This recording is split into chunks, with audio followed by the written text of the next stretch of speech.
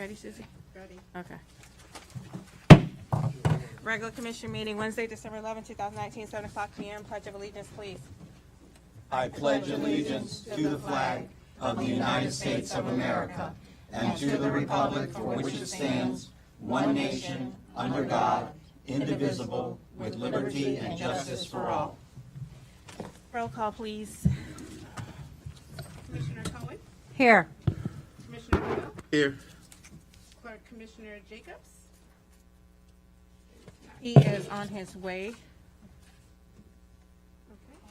Vice Mayor Clark? Sorry, Clerk Commissioner Jacobs has been held up and will not be able to attend the meeting tonight. Thank you. Vice Mayor Clark? Here. Mayor Mohammed? Here. We're going down to item number 4, additions, deletions, and withdrawals to the agenda. So we are removing item 7D from the consent agenda. We are also removing items 10D and 11C. And we are, Where you at? Yeah, I wanted to remove minutes.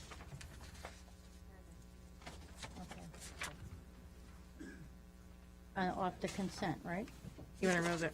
Okay, Yeah, I want to, go ahead, you finish and then I'll, Would you repeat what you said, Mayor? okay, Do you want me to? okay. Yeah. Go ahead. Right, yours, huh? We're gonna be doing, you got to speak in the that. section of additions, deletions, and withdrawals. No. It's Ron- not And the on. red light on the back. It's a little button somewhere.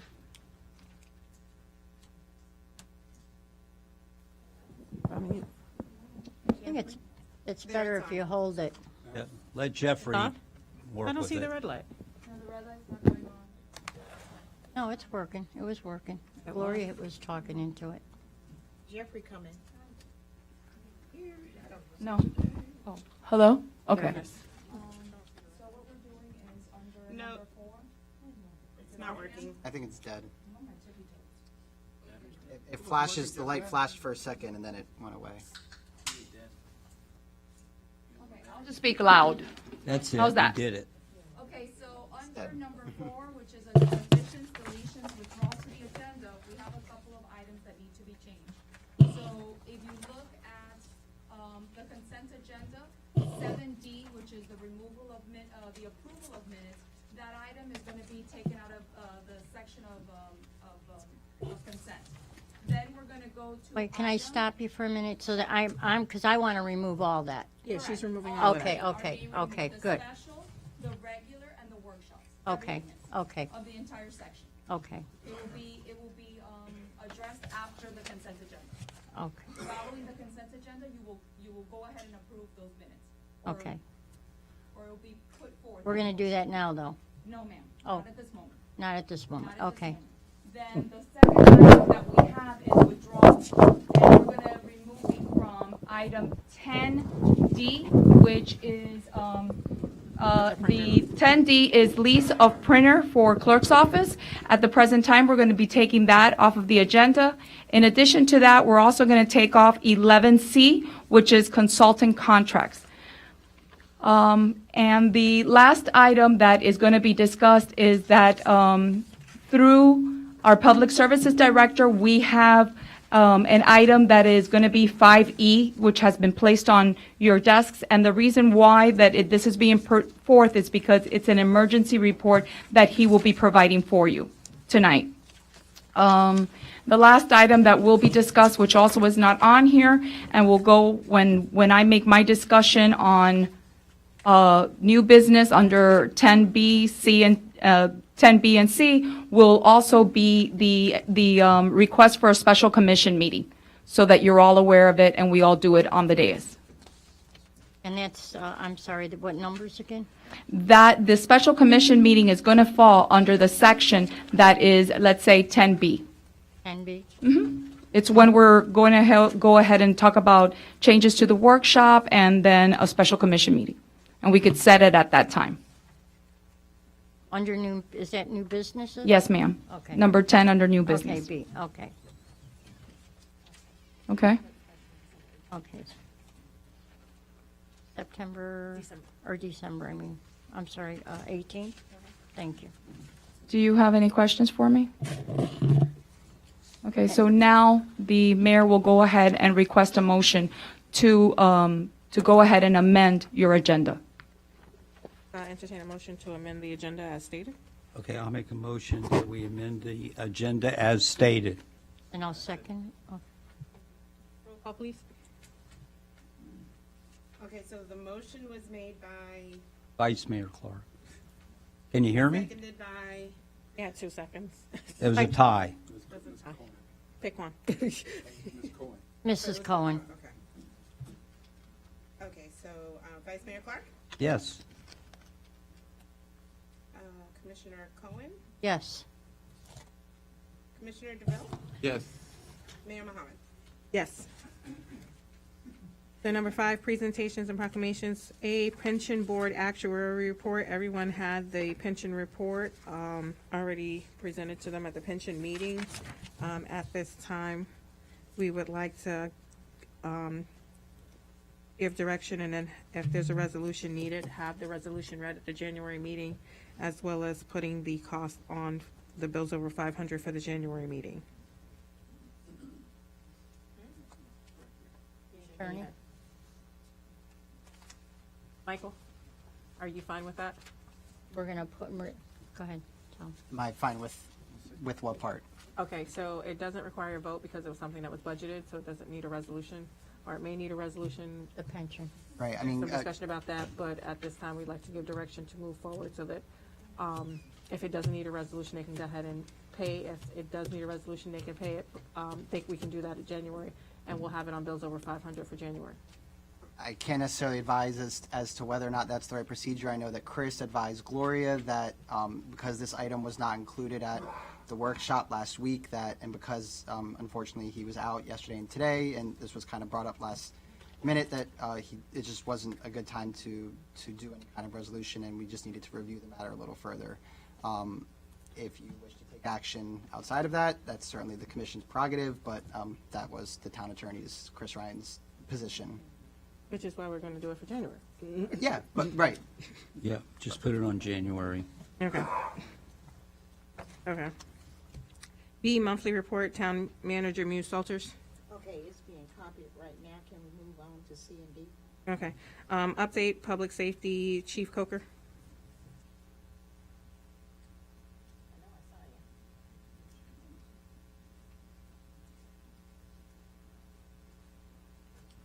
Good evening, Madam Mayor, Commissioners, Captain Stephanie Coker, Broward County Sheriff's Office.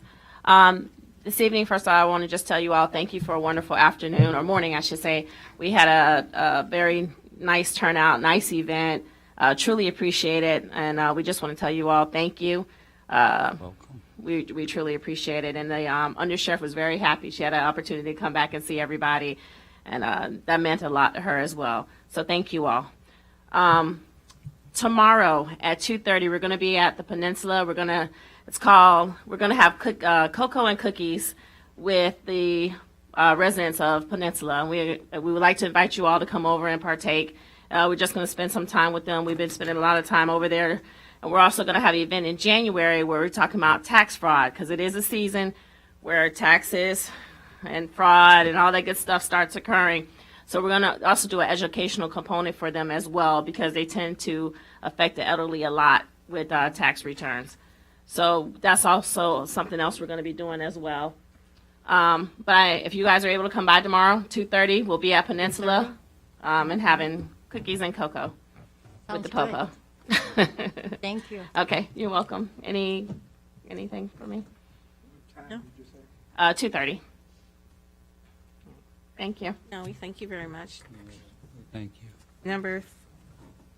Letter D, update, fire safety. Captain Kane is not here, but we saw him today, and everything's the same as of last week.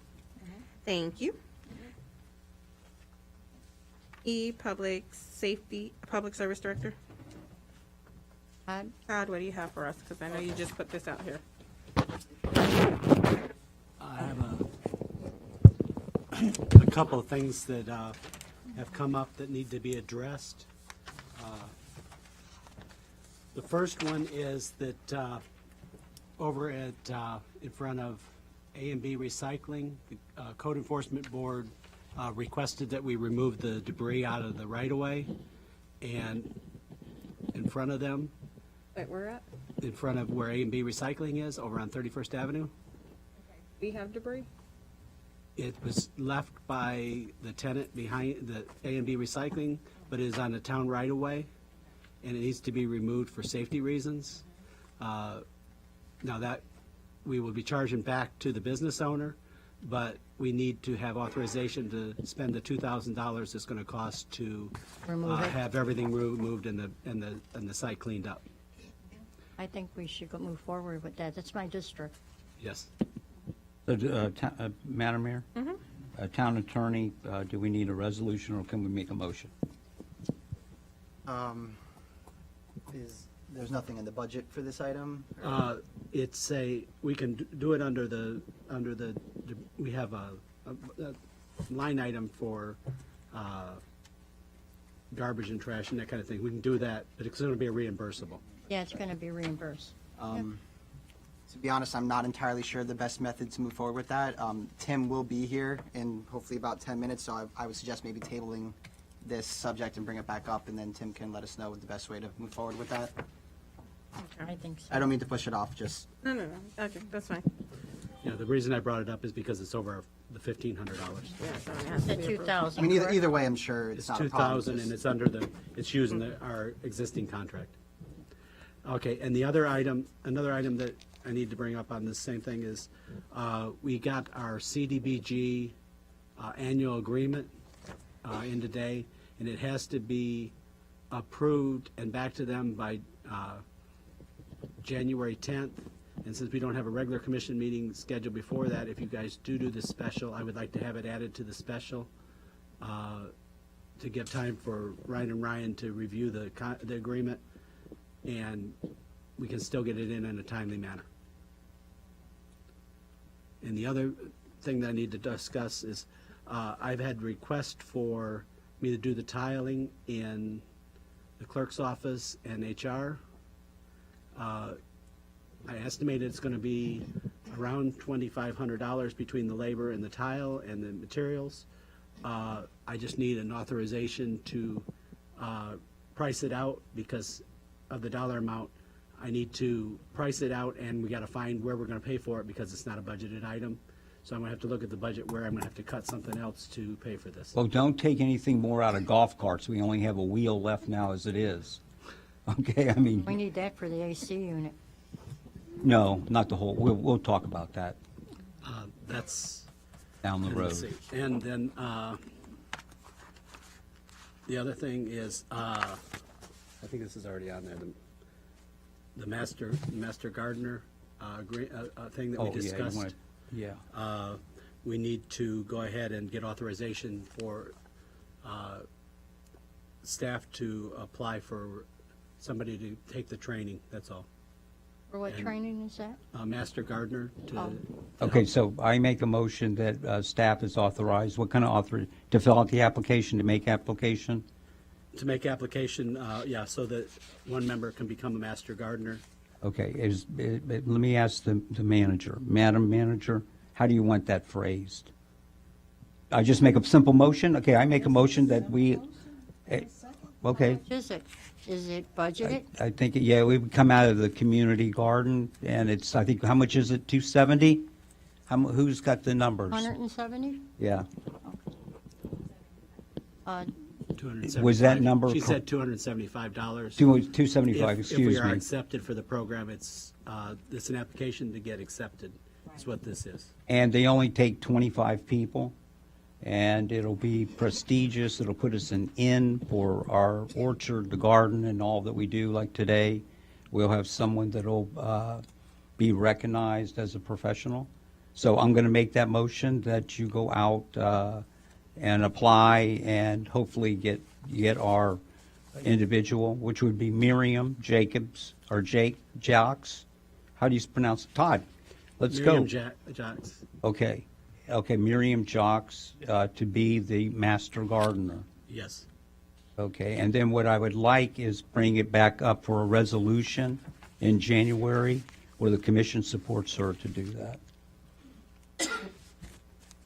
Is there a second, Madam Mayor? there a second? Roll call. Okay. Motion by Vice Mayor Clark, seconded by Commissioner DeVille. Commissioner Cohen? Discussion. I just want to know, it's going to cost $275. Where is this going to be? It's done through the Agricultural Extension Office in Davie. Oh, in Davie, so it's local. It's not in where No, you're it's not flying. sending somebody Oh, off way okay. out of the way. I just wanted to make Just sure. an application fee. Oh, And okay. it's the University of Florida. Okay. uh, Just wanted extension. to make sure. Okay, Just thought I'd throw that in. all right.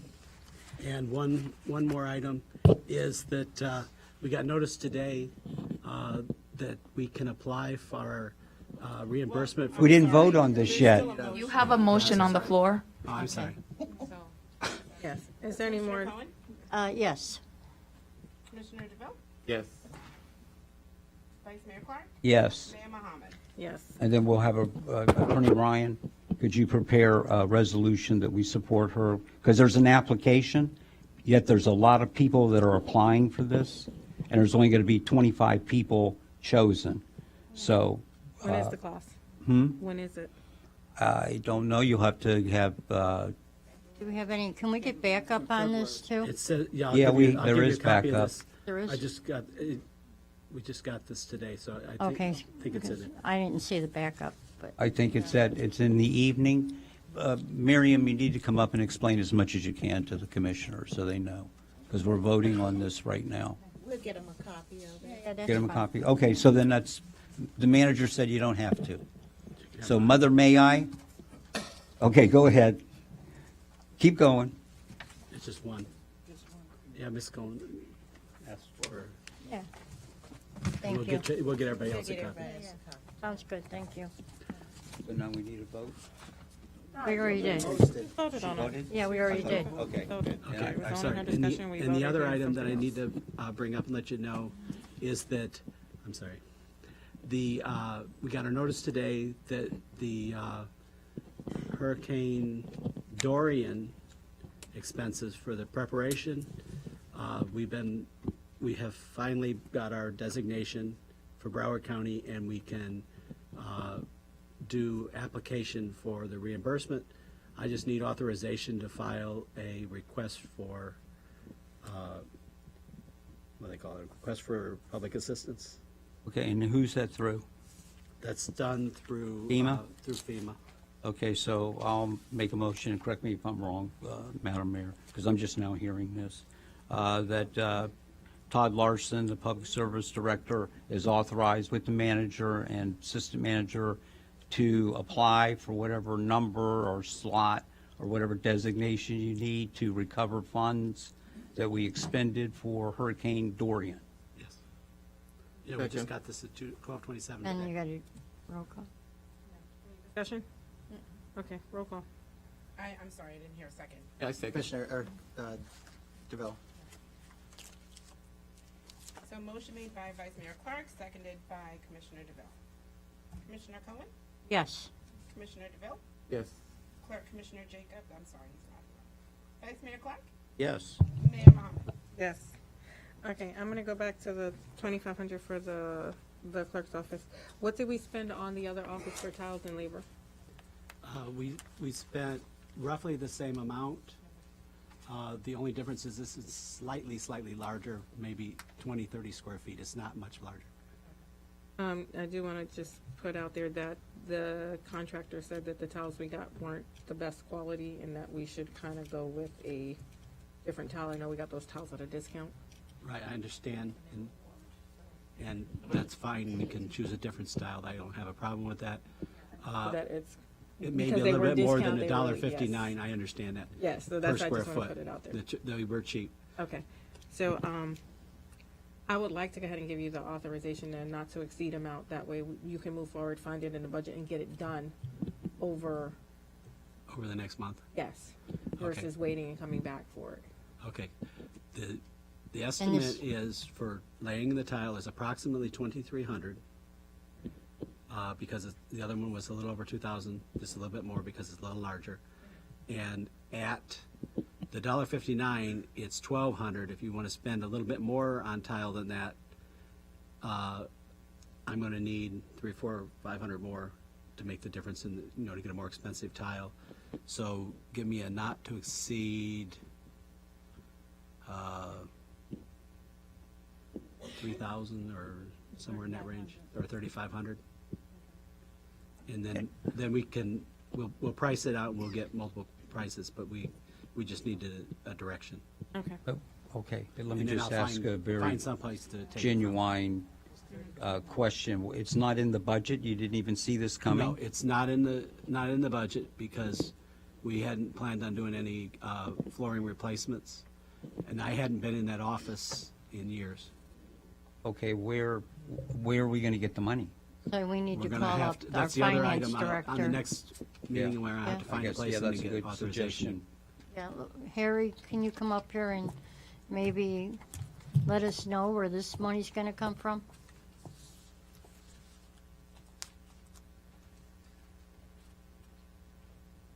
Good evening, everyone. Harry Taubenfeld, Finance Department. The item under discussion is not a budgeted item, as this previously mentioned, but I'm sure Mr. Larson and I could sit through the budget and figure out a way to find funds from a different line item.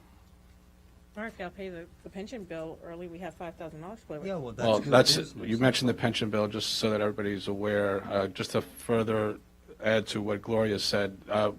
Pension amount is budgeted, but the only amount that is budgeted is the premium amount, which is $20,000. So $80,000 payment, that's another $60,000 that is not budgeted. So that's another area where we have to find funds to make that payment. Why wasn't that budgeted, and last year we paid, what did we pay last year? Last year, we paid $37,000, which was the premium amount, and this year, we budgeted the same thing, which is the actual premium amount, which is roughly $21,000. But we paid $36,000 last year from, no. I don't have the exact figures, it's in the 30s, Gloria, is it 36, 37, 35, somewhere around there, in the 30s. Well, I guess Ray will be uninsured. All gonna be. I think we're all going to be. I'm only playing with you, Ray. We'll find it. Well, we keep saying we'll find it, but we have to find it up front before we get here. I mean, that's what I thought we were supposed to do. So we're getting all these new expenses, and then all of a sudden, we're going to get blamed. Yeah, well, some of the building expenses, I mean, there needs to don't- be a schedule going on building expenses to upgrade. This building is like, what, 7 years old? I know, but that should have been done actually when we did it. Can't blame the manager, it's us, because we adopted a budget, and they came in late. So we have to straighten this out. Can't get up here and all of a sudden start spending that kind of money. That's a lot of money. There's not enough golf carts to pay for that, Gina. I don't want to hold them up from progressing on getting the office situated so that they can move up there and get there and actually work. Because right now you have the clerk's assistant in this room here and the clerk's upstairs. Yeah, And so something has to be done.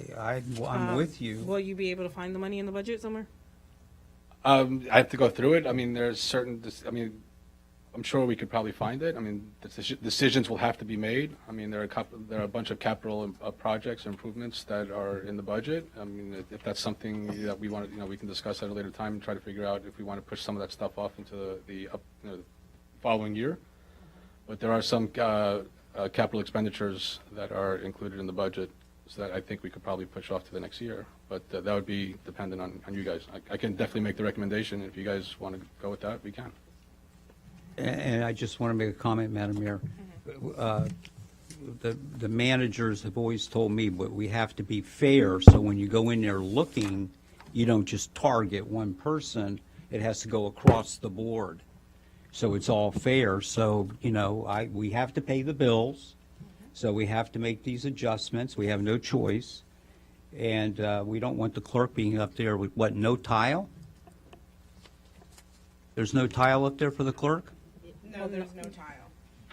It's rug. There's a rug, okay. So, Excuse me, it has carpet in there, but you wanted to replace it with carpet, but better off going with the tile, the right? person over our building because of allergies and all of that, it's better now to move to tile than to have all of the carpeting. And that carpet is very old and it's holding a lot of, it's just not safe anymore. Yeah, okay, so you want me to make a motion? The only point that I tried to make here was when we go through the process, everybody's not looking at one person. Okay? That's all I'm saying. Everybody's got to suffer a little bit with it and spend the money to do the job right. You know you need tile up there. So I'm going to make a motion. Tell me an amount not to exceed. 3,500 is what he said. Is that what you want, Todd? That's it. You said, okay, an amount not to exceed $3,500 for the labor and the tile product to tile the, Clerk's office on the second floor. Yeah, the clerk's suite on the center floor, on okay. the second floor. The clerk's office on the second floor, and this is ASAP, I would assume? Yes. Okay, there it is. I made a motion for you. Second. Discussion? No? Roll call. Oh, yes, go ahead. No, that's fine. Okay. Just, okay. Okay, motion made by Vice Mayor Clark, seconded by Commissioner DeVille. Commissioner Cohen? Yes. Commissioner DeVille? Yes. Vice Mayor Clark? Yes. Mayor Mohammed? Yes. Are you back to me? Oh, yes, sorry. I was gonna get her out of here. I don't know if she wants to stay. Let me go back. Yes, I am. Go ahead. With that section. Okay, Just have her read the item first, please. okay. Monthly report, town manager, Muse Salters. Okay, you have it for you, the monthly I'm sorry, report. excuse me. Is your microphone on?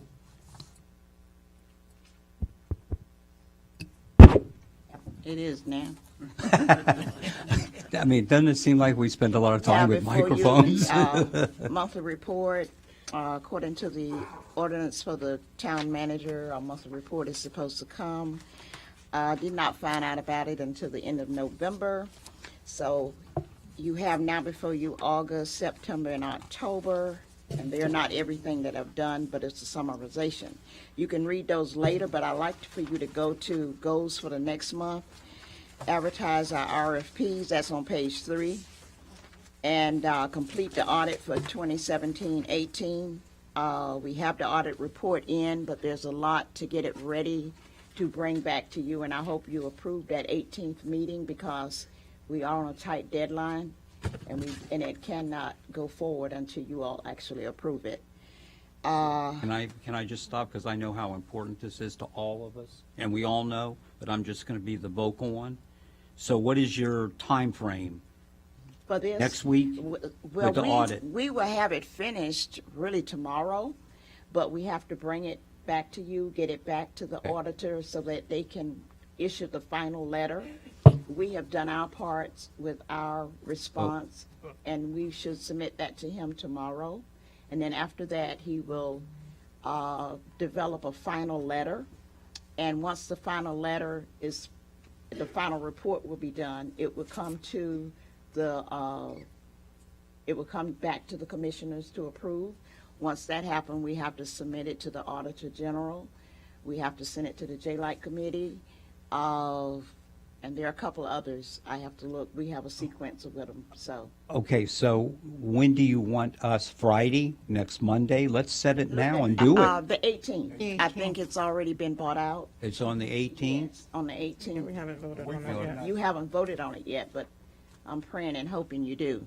And that'll be on the 18th, correct? Right. Okay. And So- Okay, well, what I'm trying to say, so all 4 of us, or 5, understand how critical this is. And you can come back and change minutes, we can amend minutes later. Is that correct? right, but you can't amend No, this audit. I'm saying let's move forward, but I'm saying if a commissioner feels like that they, want to pull it off, do this and do that, we need to get this done. This has to be done.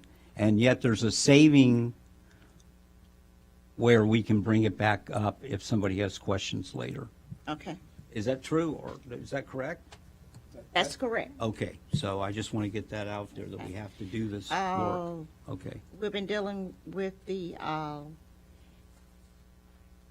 with the HR study. Hopefully it'll come to a conclusion tonight. We're going to start the preliminary preparations for the 2021 budget.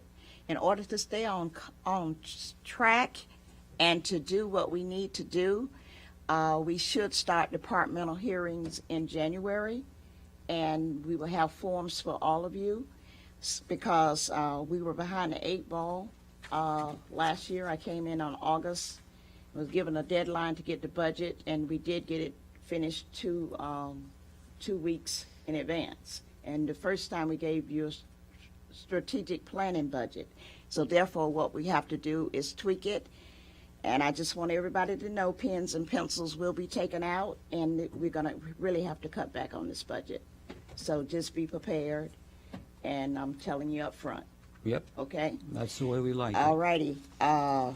We also start our preliminary for the 2018-2019 audit. If you notice, 2 years we've been behind on this audit, and I intend to have this audit out on time.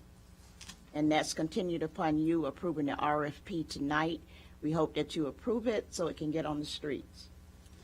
Okay, those were short-term.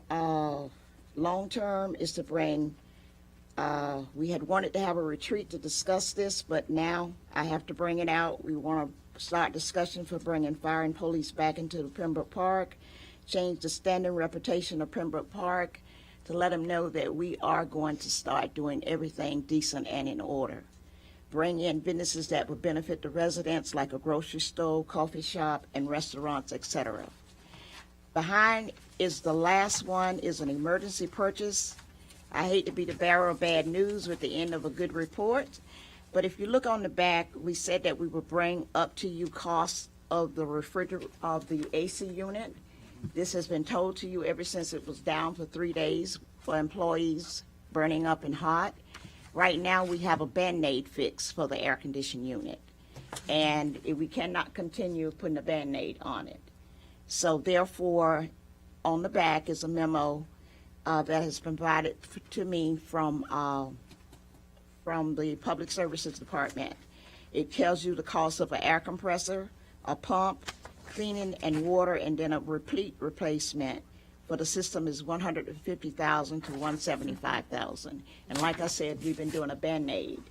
So it's on the very last page of your report. We're looking like 13, 14. Yes.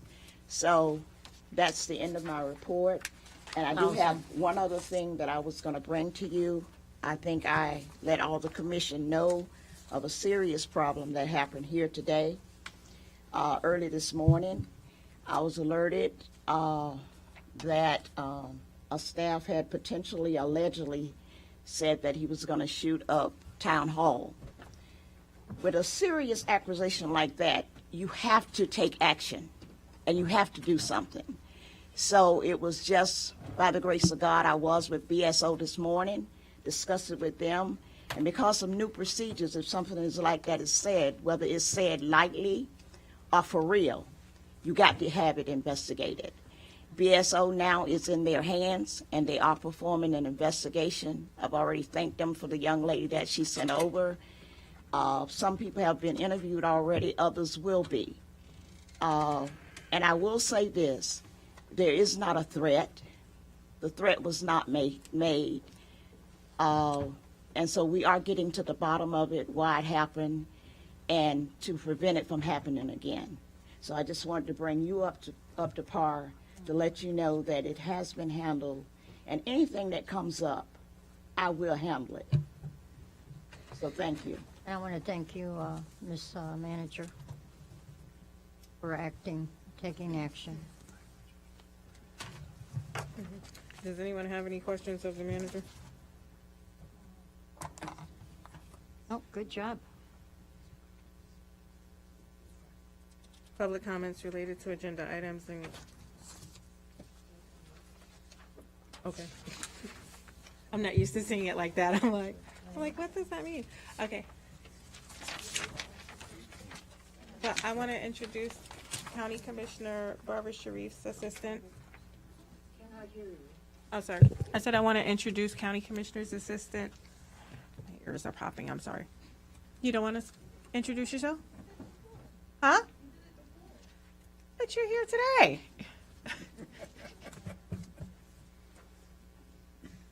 I want them to see that our county commissioner is here at our meetings, showing up to help us with our problems. Good evening, everyone, Mayor, Vice Mayor, Commissioners. Hi, I'm Suzanne Bailey. I am Commissioner Barbara Sharif's Community Outreach Liaison. I've been on board since July, and I've been with the county actually for 6 years, but I started with the commissioner in July. And I'm here, to bring back any issues or concerns to her. We need an air conditioning I was unit. just gonna, you took the words out of my mouth. Can you fix our AC unit? I'll bring it back to her. Okay. Well, on a serious note, I did see Barbara Sharif not too long ago. When did I see her? Was it last week? Before she left for her trip? Okay. Yes. And she asked us what projects we had, because the only thing she received a submission on was for the community garden. And I'm like, wait, we have a ton of things that we need. So we would like to get with you and give you a copy of the capital improvements list so that we could kind of start moving forward on some of the projects that we have, because there's a lot of things that we need. As you can see, we don't have any money.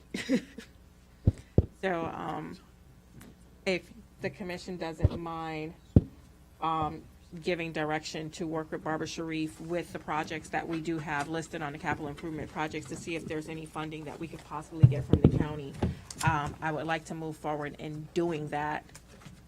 So, Commissioner, do you mind? That would be Todd. But I'd like to also work with her because she was successful in getting us the money for the lighting. She got us $500,000 to cover the lighting project in the parks.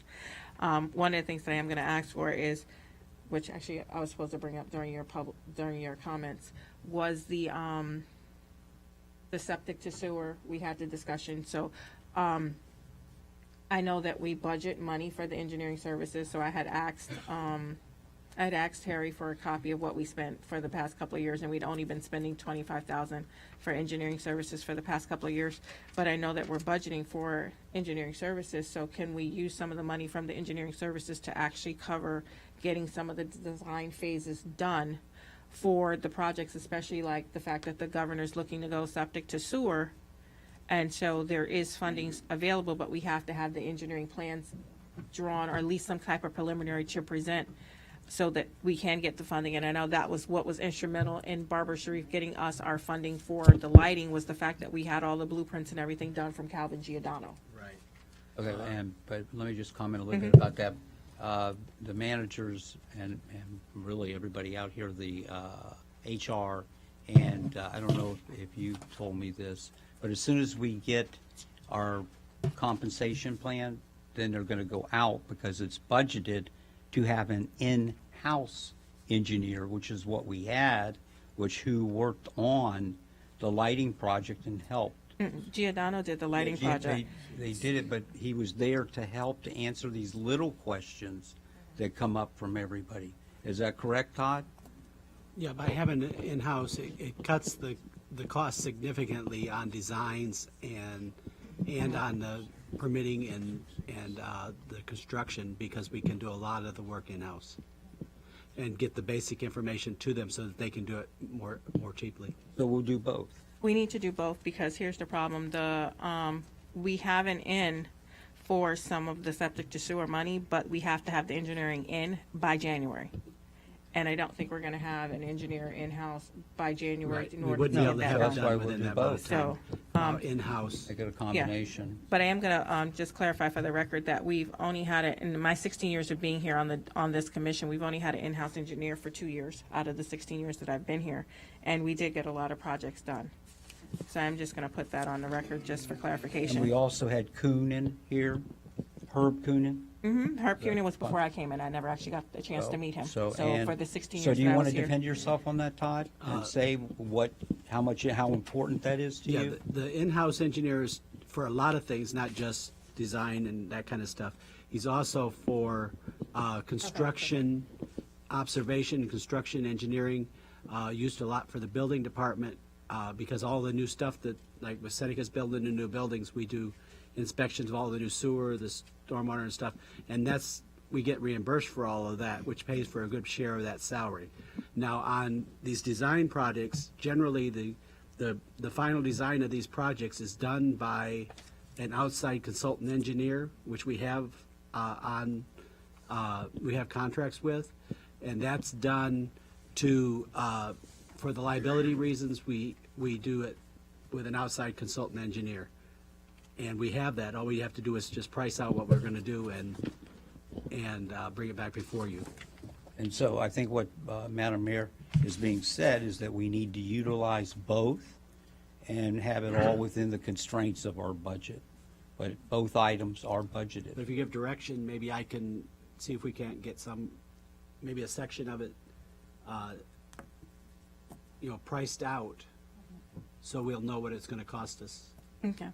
So I'm giving you direction to get some of the Septic to sewer. septic to sewer priced out because of the fact that it is one of the priorities of the governor. There's funding available, but we need to get it in by January in order to be able to take advantage of getting that money to do it. And we have people who are interested in coming in on 30th Avenue. However, they cannot come in on 30th Right, with 30th us Avenue being- it would greatly improve the town. Yes, it would, and we could get some good development along 30th Avenue. We also need to eventually start looking at Hallandale Beach with those apartments. We need some lift stations and things like that over We there need or some lift something. stations and some Something. gravity lines along 30th Yes. And don't leave 25th Street And then out there's of some there. area of 25th Street that hasn't been done. Yes, And just so the mayor knows, tell her that that you applied, Right, we have Exhaustively. applied exhaustively, and or what she's talking about is that those applications can go somewhere if we provide some more backup, is what she's saying. but there's also alternative funding sources, and I know Tim has a comment on it. There's additional funding sources, but again, that's the governor's priority, but you have to have some design portion done. And that's why we were so successful with the county getting the money for the lighting, because we did have the engineering done. So that's what I was trying to say. Tim? Thank you, Mayor. Can I be heard? I'm here now for Michael Seiger, an associate attorney in the office, and the town attorney, Chris Ryan, is unavailable this evening, so I'm going to, assist with legal services throughout the remainder of this meeting. With regard to the efforts to go from septic to sewer, the Water Advisory Board for the county has discussed this issue for several months, and the largest area that is currently, largest residential area in the county that's currently still on septic tank is the West Hollywood area, the area of Hollywood that is west of 441. It's a monumental project, so to Mr. Larson, let me suggest that you speak with the utilities director in the city of Hollywood on what plan of action they are currently undertaking with this, and what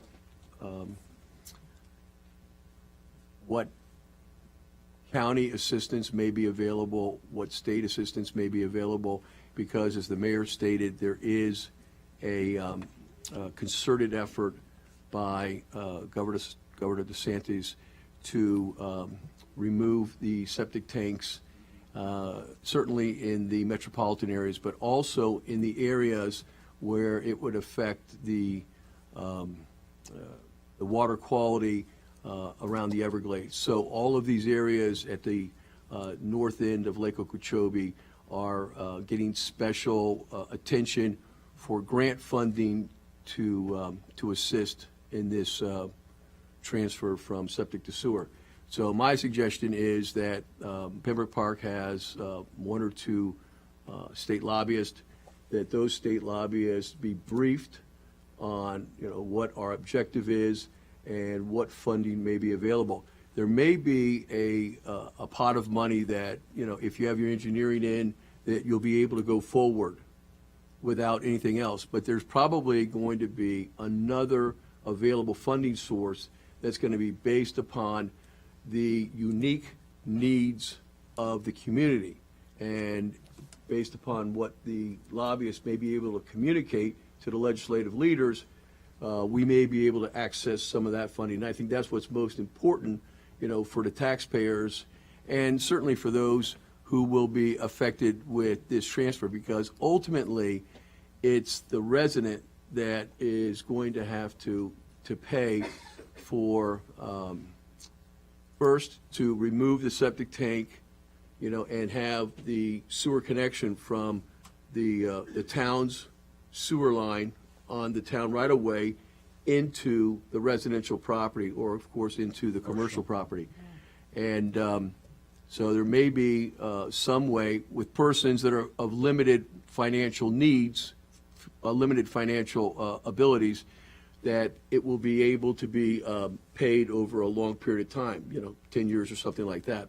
So we need to look at that plan and what the available funding sources are, but the engineering analysis needs to go forward to certainly identify all of the properties, both residential and commercial within the town, that are currently on septic, so that we can understand, the gravity of this movement going forward, and then look at the available funding sources. So thanks, Mayor, for the opportunity to speak on that. Thank you, Tim. Okay, thank you. Does anyone else from the public wish to speak? Well, I want to bring up something on that note. Why can't we go forward on an RFP for a in-house engineer? That's just a job Oh, well, advertising. That's Yeah, just direction why to the can't- HR. Once we get the comp study approved, and we can advertise for those positions, that So critical that's position. up tonight, the comp study, correct? Right, and that's one of the ones in there that you all have indicated that you want back in-house. And it will be, but thank you, Commissioner Attorney Ryan. I do know, working with that, there are grants out there that will help the individuals, and they are funded through Department of Agriculture. So what we as staff would do, we'll start attacking this issue right away. And I'm going to say to all commissioners, once you know a project that we have not been alerted or know about, please shoot us an email, and we can start working on it before we get to the meeting. Thank you. Thank you. Okay, so the commissioners understand that once tonight's over, if everything goes okay, the manager is going to put, and in the interim, I'm sorry, then, Vice Mayor. and then in the interim, is that better? And then in the interim, we're going to also utilize any and all other resources, because we know that's what's holding us up. And it's not a new issue. We've been discussing and debating this far too long, so let's do something about it. Have the 3 contracts with the engineers that we did already for general engineering services. Good job, Madam Mayor. I know Todd was already on the phone with Stephen Smith looking for the information, but I just wanted to be on the record Yeah. that There should be a master plan that they've already done. they're looking for that as well. Right, they've done a master plan, but we were asking questions because we wanted to make sure that we had the information to meet any and all grant information that we, that we could apply for. And they have provided it, they've been very good. And Madam Mayor, what this also is doing, and Attorney Ryan, this is stymieing our economic growth. We have people that call up the planner all the time wanting to locate in the town, especially on the eastern side, and we can't do it because we don't have sewer. And so they don't come in. So this is pretty important to us. So maybe you could get the contacts for us. Well, as I said, I think the initial analysis is to determine what parcels of property are currently on septic, how much of the town is on sewer and how much is on septic, and then do an analysis of where it's most critical for economic development to extend the sewer lines. And once you extend the sewer line, then there's a duty of the abutting property owner to connect up. But, it's a significant expense to extend sewer line. Sewer line is much, much more expensive than water line. And I think we need to look at it in an analysis of also determining where the right-of-way is, what the condition of the water lines are, if, when you dig it up for sewer, whether you would at that time, make any improvements or replacements on the existing water line, so you don't dig it up twice. And I think that's going to be something that you want to work, with whatever experts you have, so that when we do the initial analysis, we know going forward what is going to be the best way with the limited resources that the town has to, begin extending sewer lines, for commercial properties. And of course, we're going to have to also access the residential properties. Well, we're not having a big problem with the residential right now, because the residential are responsible for it. And I think your last major residential is under construction right now. Right, the last major residential we have under construction It's primarily industrial and commercial. is primarily, right. All right. Okay. And we have a master plan that shows me where most of those are, and a rough idea of what we want to do. We just need to fill in the blanks. Tim, I'll just let you know for the record, that we've had 2 major developers looking at putting in a major hotel lot in the city. But unfortunately, because it's still under septic tank, they are not interested in moving forward with the property in our city. And as I said, I think that'll be part of the analysis of, Just said that. where you move in the short term going forward. Right. Okay. Okay, thank you. Okay, so number 7, consent agenda. Well, y'all can't move anything else because we already voted on the amended agenda. So can I entertain a motion to adopt the consent agenda? Okay, I'll make a motion that we adopt. Mayor, before you adopt it, are there any pulls from the consent agenda? As I understand that 7D was removed from consent, is that going to be taken up on regular Yeah. agenda? All the minutes, I All right, wanna that'll be move. taken up on regular. So with the consent agenda will be items 7A, 7B, and 7C. Correct. Correct. Workshop, regular commission, and special meeting, correct. Can somebody Mayor, make a motion? Hold on, through the chair, please, the consent agenda was already approved. It was approved by Vice Mayor Clark and second by Commissioner geez. Cohen. All right, so it was approved after amended. 7D was withdrawn. With all Right, so with all the it was withdrawals, moved- additions, It was moved, and, seconded, and approved. yes. Okay. Yes, it was. Okay. Sorry. The only thing you still have pending is with your Public Services Director, with all the items that he brought forth. The only one you did not make a motion upon was your debris removal. So I don't know if you So want to you address want me that So we're now. bringing this back to vote on. We'll do Yeah, that after. okay, that's what I. Are you speaking to item 5E? Yes. Yes, it's 5E.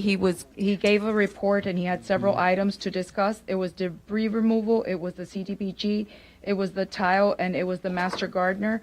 All the items were discussed and action was taken on all of them except for the debris removal. Okay. So, presentation was taken up, no vote required, direction apparently was made by the town council to the Public Service Director.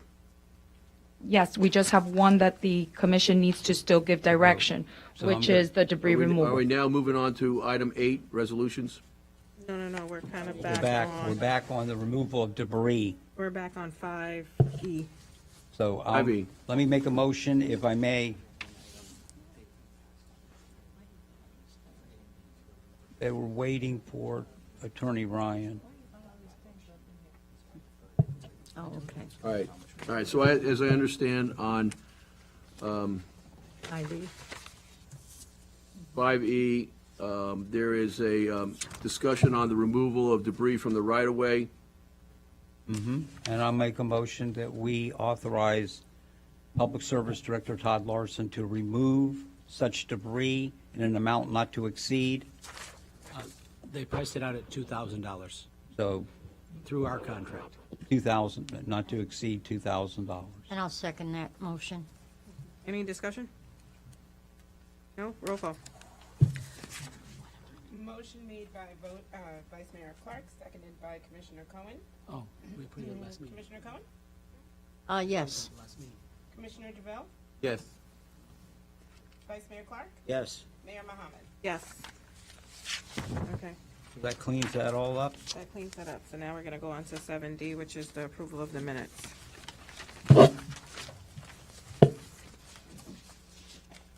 I'm sorry, but you can open it up now to public comment before you go to the consent agenda. No, we All right, did. That was the only item you wanted to discuss? Has anybody submitted, here do we have, if the public wishes to speak on any issue, do they provide a card? Or do they sign anything to say they wish to speak on an issue?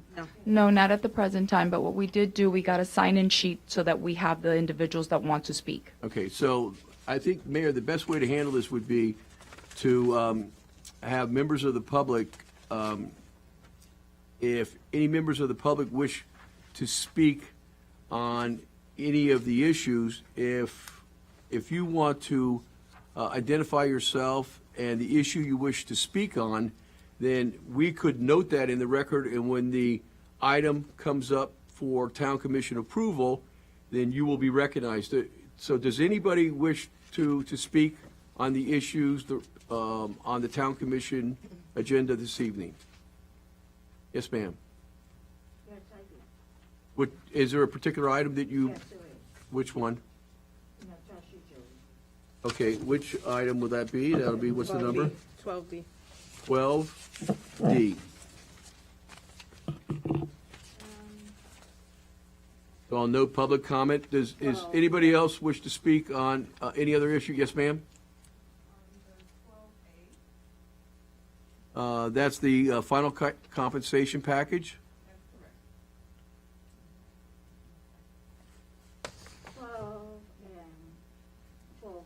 12A and 12B. You wish to speak on both. So we'll have two speakers on 12A and one speaker on 12B. Any other? Yes, sir. Salary consideration also. 12A, that'll be three persons to speak on 12A. If I may, Madam Mayor, Park Lake Estates, what item are you going to talk on? But, What's H? One blood. Oh, One Blood, okay, so make sure you So we have- speak up we and have tell them. One or both of you, just one person to speak on 8A? Okay, all right. I think we'll take it up just a second, sir. One, you said?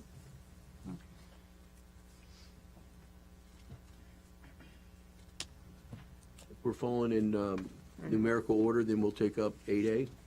Madam Mayor, would that be We're gonna correct? do the, well, we're gonna do 7D. Oh, okay, I'm first. sorry, we're 7D, all right, Excuse me, minutes. I want 12B. You're on for both 12B and 12A. Okay.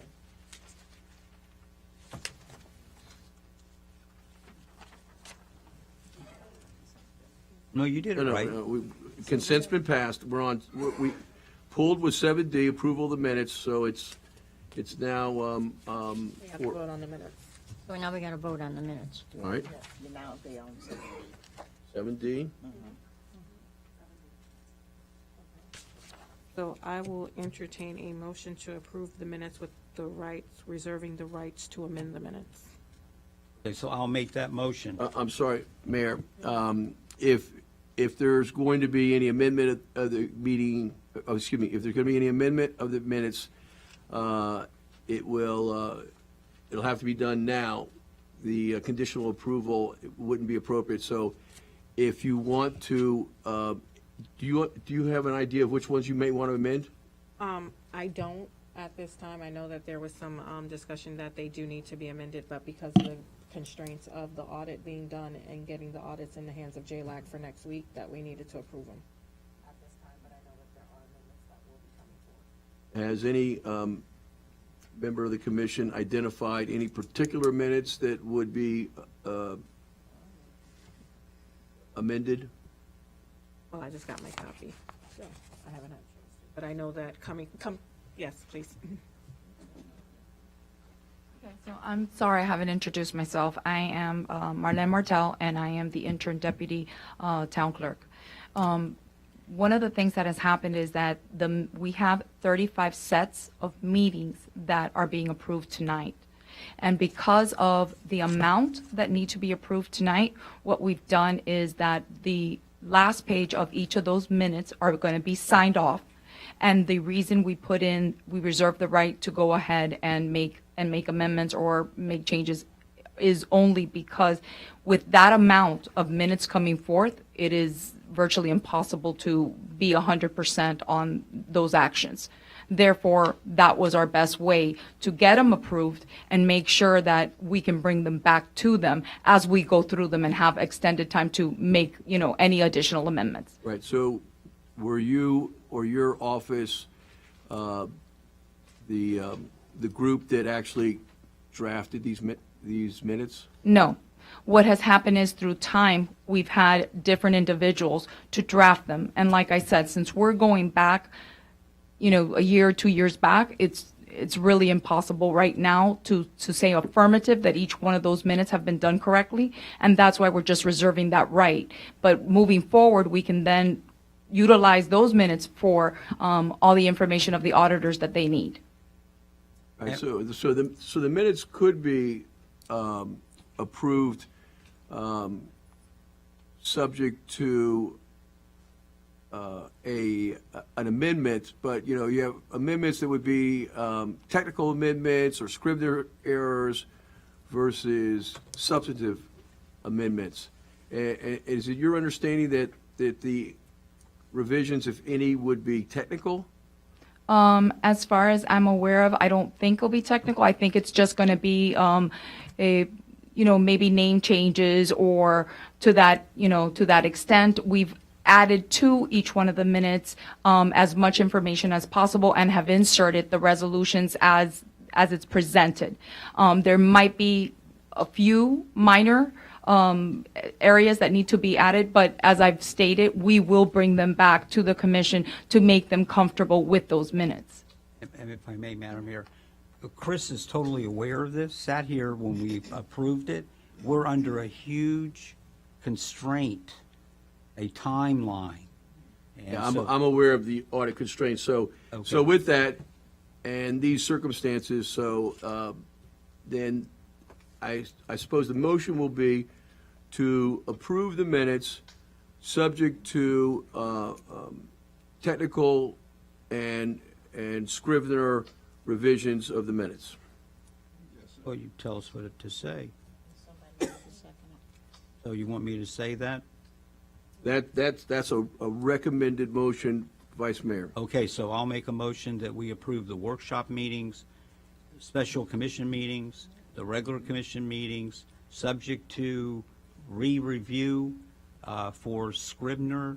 And technical revisions. Technical and Scrivener, Missing minutes. something of that nature. Now you're writing. Tell me, is that okay? That's an appropriate motion. Okay, very good. Okay. Second. Any discussion? I'm just going to put it on record that there is minutes missing. We're still missing June 27th and June 29th of 2018. All right, so those minutes are not listed And they weren't- among the minutes that are being considered. So Mm-hmm. that would not affect 7D, but will be an item that needs to be brought up at the next commission meeting. But it was on the last meeting. We were missing them too. So this is the second time, second Right. round. So those minutes definitely need to be brought up and discussed, approved, revised, as determined by this town council and at the next meeting.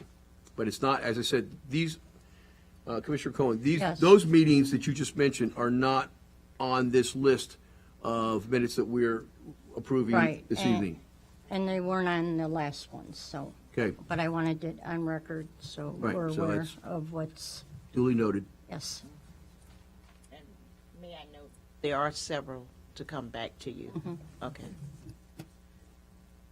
Was there a second on the motion? Yes, Ray seconded, Commissioner DeVille. Good, Ray. Roll call. Motion made by Vice Mayor Clark, seconded by So important. Commissioner DeVille. Commissioner Cohen? No, Commissioner DeVille? Yes. Vice Mayor Clark? Yes. Mayor Mohammed? Yes. Okay. Okay. So the motion passes. Are you on 8 now? Yes, I'm going to A. So 8A, Resolution, One Blood, Vice Mayor Clark, a resolution of the Town of Pembroke Park, Florida, supporting the 2020 annual blood drive conducted by Park Lake Estates and One Blood South Florida, superseding conflicting resolutions and providing an effective date. Okay, thank you, Madam Mayor and Commissioners and Attorney Ryan. We've done this for several years consistently, and so One Blood, our Park Lake Estates, where we hold the event, can come up and introduce themselves and talk a little bit, and then if there's any discussion on the resolution, I'm sure we'll be more than happy to answer it. Hi, everyone. My name is Colonel Bernier. I am the chairman of Park Lake Estate, and I'm very glad to be here tonight to tell you that we will, again this year, for the 29th year, do the collect of One Blood. And we always have appreciate the cooperation of the town to be with us with this for this One Blood. It will be on February 15, and I think we the way that we are proceeding, that you agree, and you are all invited also to come to give blood. The last year we had 140 persons that give bloods for American Hospital. That's been mainly people that giving blood are Canadian, and we are proud to be part of your community. And Park Lake is really one of the, I think, the best place to live in winter time. In Pembroke Park. In Pembroke Park, yes. No, we are proud to be in part of your community, and we have a good relation with you. And I think the One Blood is one issue that it really proved that the Canadians that are in Park Lake and also other parks that are invited to are part of your community, and they are ready to help people in the hospital. And I am with Monsieur Tirou, who has been involved since almost more than 20 years, and Paul is again this year in charge of this process. And I like that the Pembroke Park can help us with flyers and all stuff that we had years on the other years. That's it. Madam Mayor, if Jeffrey could come up and just tell him what he does, and then the commission will pretty well know what we're doing. Okay, thank Even you. though they know this every Yeah. year, we've been doing it for several years. Even Ray came out last year. Yes, he gave blood, I think, last year. Thank you, Mayor Mohammed, and also thank you, Mr. Clark. And thank you, sir. We'll take Canadian blood anytime. The only problem, they had it analyzed, and there's a lot of maple syrup.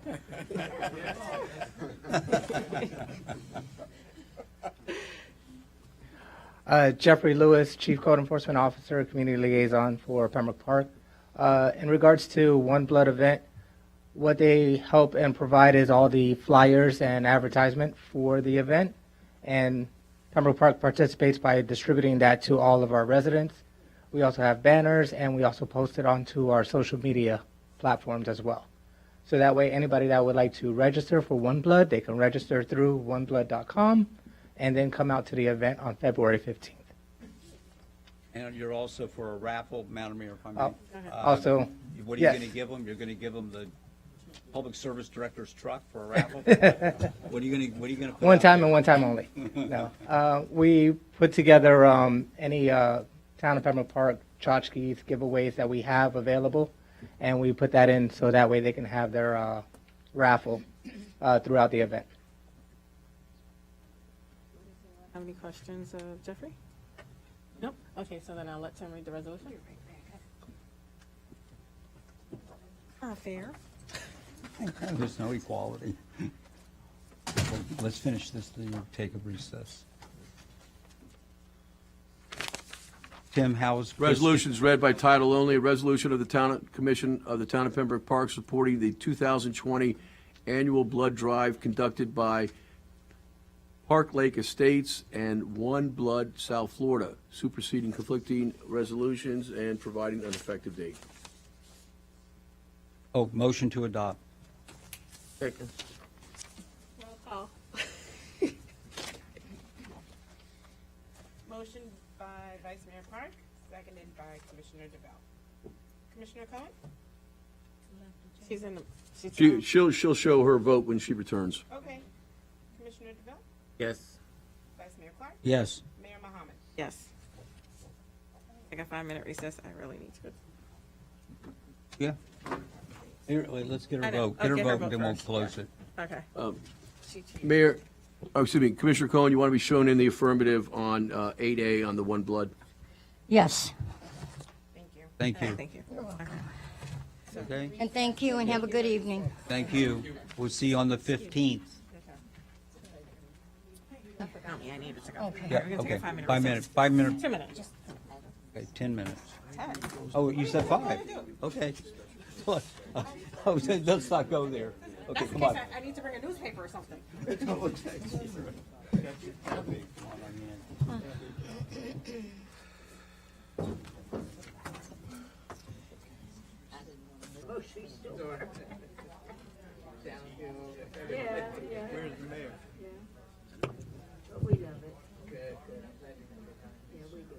Tim, so how's Chris? That's my first question. How's he? Good. He's home, he's Knock on wood. relaxing, and talked to him today.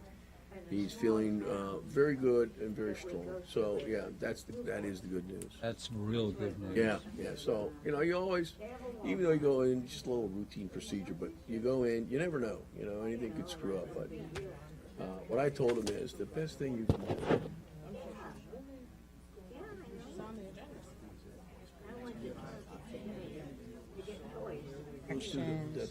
The ventilation is, so the faster you can get out. Right.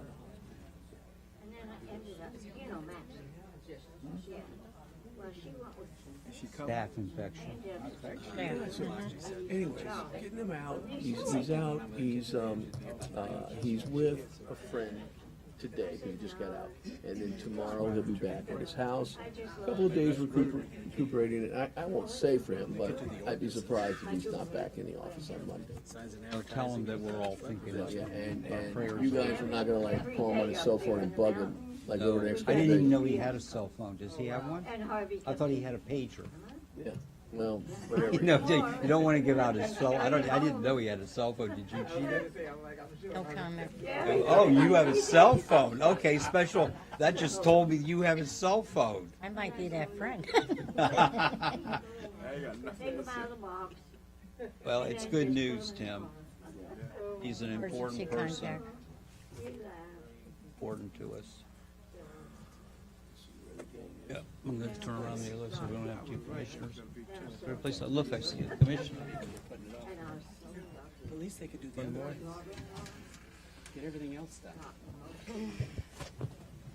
We're high. We're high. I'm hungry. Where's the pizza?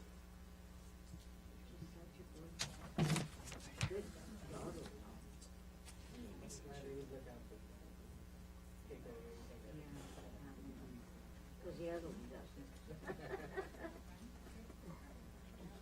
Yeah, I called her. She said, I want to go Christmas shopping with you on Saturday. So I called her. She didn't answer the phone. I said, Nancy. Who'd you say? To Michael. And we're live. The big, yeah, I won't say anything. So what's that number so I can get a sure bet? Only joking. Michael, it's nice having the big dog here, huh? That way you're not put on a spot. You're learning.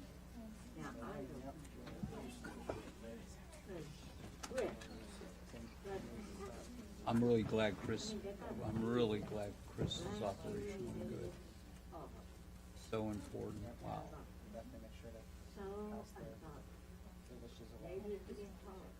Now he's got to go through the other stuff. You know, and then my hairdresser said, you can't even get in. Yeah, for less than $50. As if I need cookies, right? Exactly. Go online. Cookies and crackers? Yeah. What's up there? I Yeah, right. It's nice to see Emma here. Okay. Is it Noah? Newell. Newell, nice to see you. Hey. Okay, Madam Mayor, can we? Oh. Well, we do.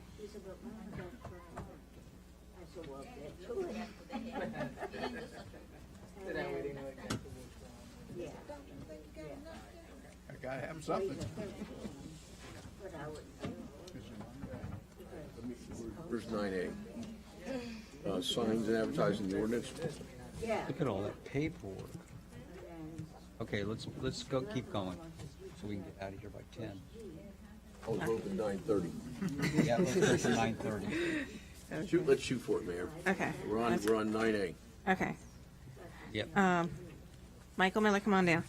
9A.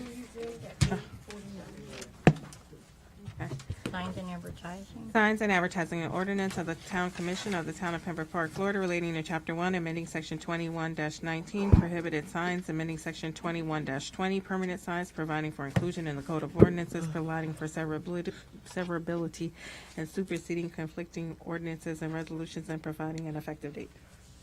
Michael? Yes, ma'am. Quick summary. This is the item we've been working on for several months.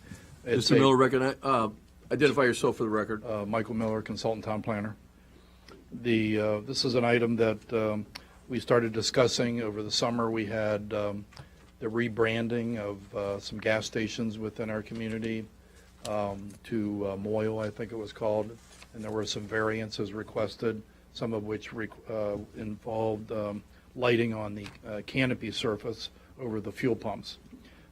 We discussed that, and you gave us direction that you thought the ordinance maybe should be spruced up a little bit to allow that regularly, and you made observations that you see some of this in other communities around us. So we did research. We found the language in other ordinances.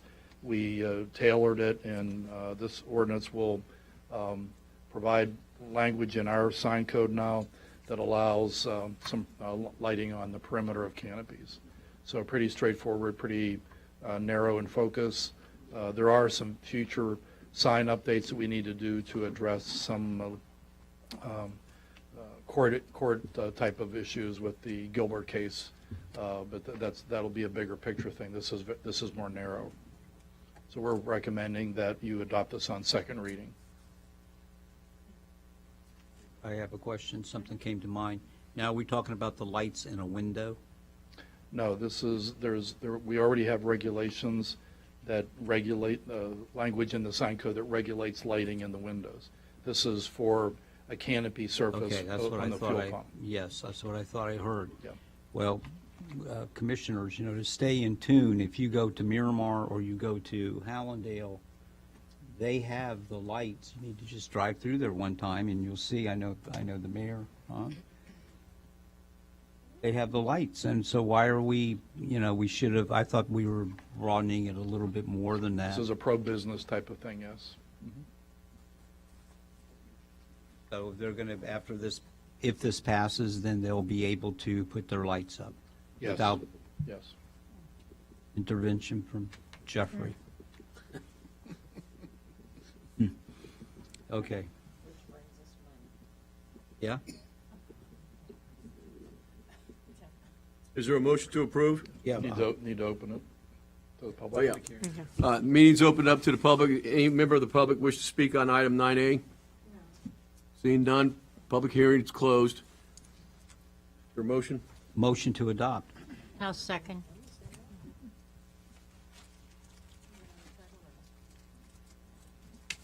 Clerk, call the roll. Motion by Vice Mayor Clark, seconded by Commissioner Cohen. Cohen. Commissioner Cohen? Yes. Commissioner DeVille? Yes. Vice Mayor Clark? Yes. Mayor Mohammed? Yes.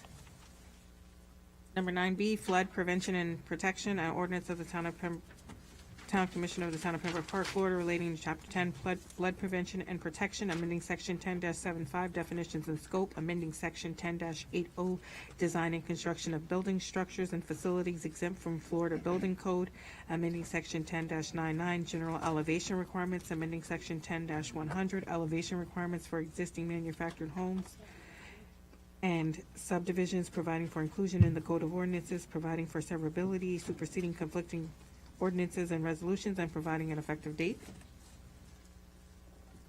Thank you. Mayor, Vice Mayor, Commissioners, Miguel Nunez, Building Official. This point in time, just as a matter of summary, this is basically a change of the ordinance in low flood hazard areas, especially in X, B, and C zones, where we are raising a little bit into the above the crown of the road for commercial buildings and single-family residence and residential buildings. In regards to the mobile homes, we are reducing the in the X zones from 36 inches, the way the ordinance reads at this point in time, to 20 inches to the underside of the structural member. I'm here to answer any questions that you may have. Any questions, Miguel? I have a question. It's a public hearing. Any member of the public wish to speak on item 9B?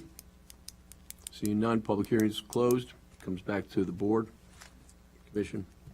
Is there a motion? Yeah, motion to adopt. And I'll second it. Roll call, please. Motion by Vice Mayor Clark, seconded by Commissioner Cohen. Commissioner Cohen? Yes. Commissioner DeVille? Yes. Vice Mayor Clark? Yes. Mayor Mohammed? Yes. Show item 9B pass unanimously. Number 10, new business, holiday luncheon. Commissioner Cohen. Yes. First, I'd like to say that everything went well. The food was excellent. The choice of restaurant was the right choice. Everybody was happy. The only disappointment that I have to say is that our board members forgot some staff member forgot to invite the board members. So I was very disappointed in that. I don't know if the commission wants to do anything or if we can do anything. But I just want to, I apologize even though it wasn't my fault. I didn't see the list. But, you know, I'm really sorry that they weren't there to share the holiday restaurant food with us. Myself, Madam Mayor, I too was saddened. However, I think because of all the constraints and all the time and all the transition and everything that's going on, everybody, you know, it just slipped through the cracks. And so this won't happen next year, but this year there was an oversight and it was really no one's fault, and that's it for me. So I'll just explain what happened. So they sent out emails. Unfortunately, they did not have the emails for the board members, or some of them don't have emails. And so they only use email as the way of communication. And they did send out the email several times to get confirmation, but for those that didn't have emails, we didn't have the phone numbers. Well, I don't have access to the phone number, so we do apologize for that. And may I say something? Yes. I would like to see next time, or any event or anything that's going to do with anyone, not only an email, I'd like to see an invitation go out as well. No, well, the emails were invitations. They Yeah, did a but I cute mean, little- but You mean email. by regular mail? Right, yes, by regular mail. And perhaps if you have a invitee or a guest list, that somebody be responsible just to make, you know, at least one telephone contact. Yeah. Or a telephone Yeah. contact, thank you. Right. It was inadvertent. All right, so item 10A is not an item that's being voted on. Are we now, Mayor, 10B and 10D were deferred? Are we on item 10C? No, 10B was work. We do need to vote on that. Have to vote on Date changing the date change. for the. Okay, on the workshop for change date? January. Yes. All right, Because it falls on January 1st. all right, so Good evening again. what has happened is that currently our workshop is scheduled for Wednesday, January 1st. What I'd like this commission to consider is, because the workshop is scheduled that we have all of our holidays around this time, what I would recommend to the commission is that you do a pre-commission meeting, which would be your workshop on the 8th, but at 6 o'clock. That will then follow your 7 o'clock meeting. What I will make sure is that you have your agenda at least by December 30th, and that way you have plenty of time to meet with the commission. You will have I apologize, not with the commission, but with your staff. You will have 8 days to go ahead and make any recommendations, any changes, any issues that you may want to talk to staff about. And then what we do is we'll have a regular meeting after that. So, for clarification, you want to move, if the town commission meeting is what, on the second Wednesday of the month? Correct. So you don't want to have the workshop, is it currently on the second Tuesday? Is it 2 days before, or is it? It would be on.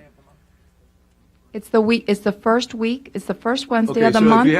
if you have the commission meeting on the second Wednesday, the workshop is on what, the first Wednesday? Correct. So you want to move it further back a week earlier? Is that? No, that's another item. The item we're discussing right now is because currently, our workshop is scheduled for January 1st, on this time around, in January. And then what we're trying to do was figure out how to rearrange it, but because of all the holidays and even being able, if I go ahead and let's say that we change the workshop to the 6th. This is a change of calendar. So Correct. all you want to do is, just for this specific instance, Yes. you need to change the workshop date. So if the Yes. commission wants to do it, like the following day, if you want to do it on January 2nd, on Thursday, I suppose you could. Yeah. But is that what you want to do? I think I would suggest that, because it's going to be so hectic taking all that information in the night of the meeting.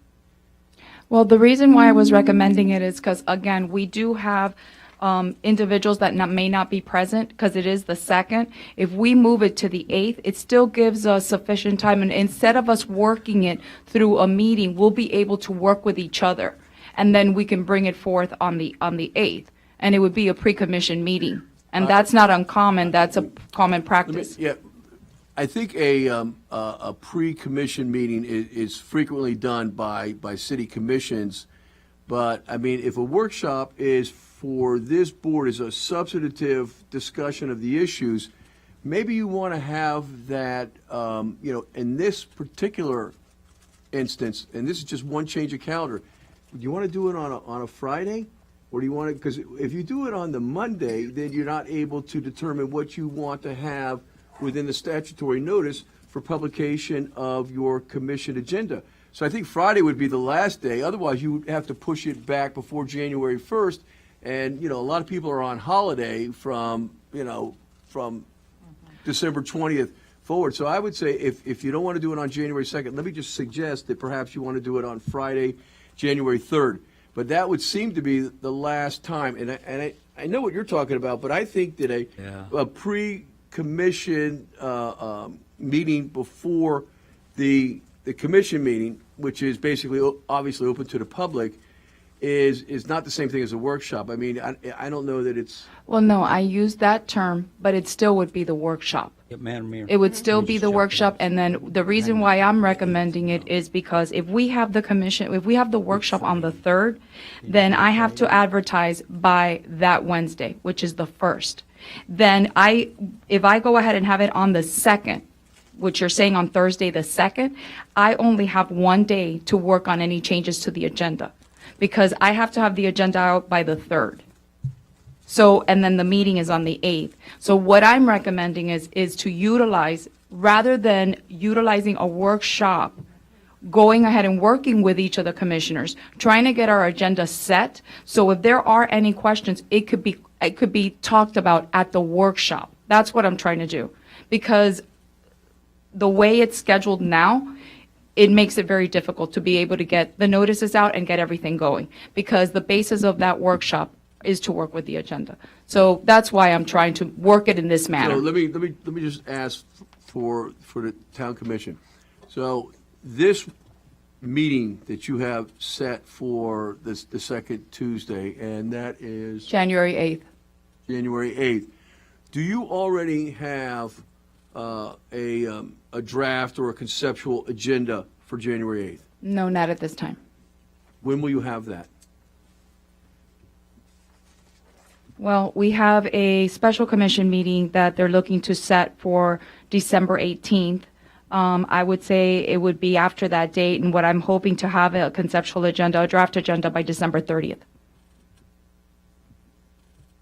I mean, this is unique circumstances. Would the commission want to go, because you're not going to have a workshop for this special meeting on December 18th, correct? No, Okay. it's a special commission meeting, and So it's going to only have a couple of items. Because the calendar is pinched down here, would the commission be amenable to, you could have the workshop on the 3rd, and you could, based upon what is discussed at the 18th, you could have an idea of what you have to publish.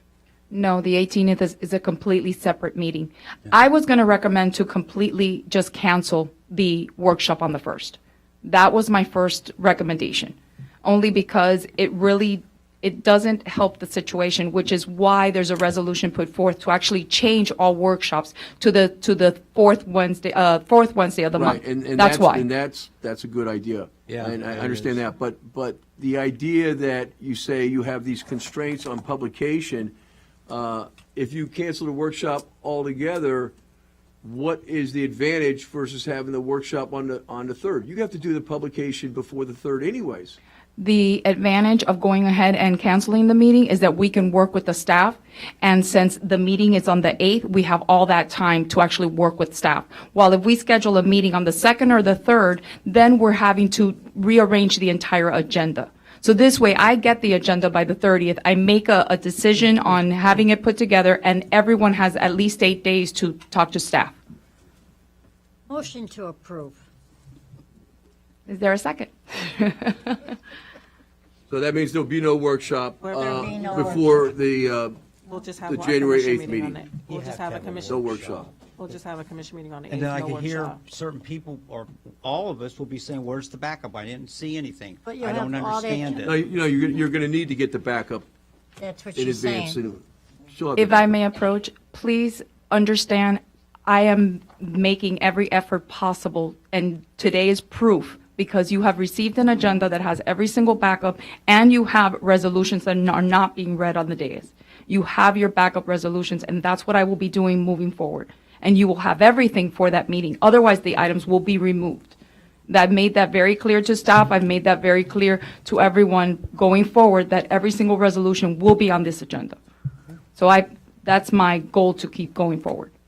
And Attorney Thank you. Ryan, and you think All right, that's yeah. okay? No, that's satisfactory. So there was a motion to approve the Cancellation of the workshop. cancellation of the workshop in advance of the January 8th meeting.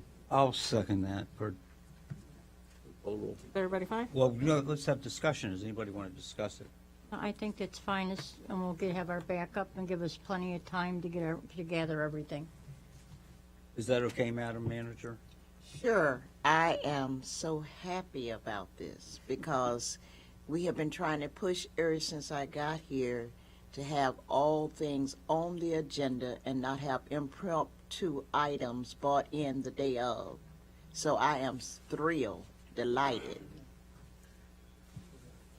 I mean, this has been an ongoing concern when Natasha had this issue for years, where she was trying to get the resolutions and everything in a timely manner so that they could be given to the commission. When can we give direction to change the meeting date so we get this thing organized where we have 2 She's weeks? going to bring that up in That's on January. Why can't we, you That's on can't the do that agenda. tonight? It's I on the think it's a agenda. later item. Later? It's Later item. it's not taken up on 10B. So I think there was a motion and a second. Yes.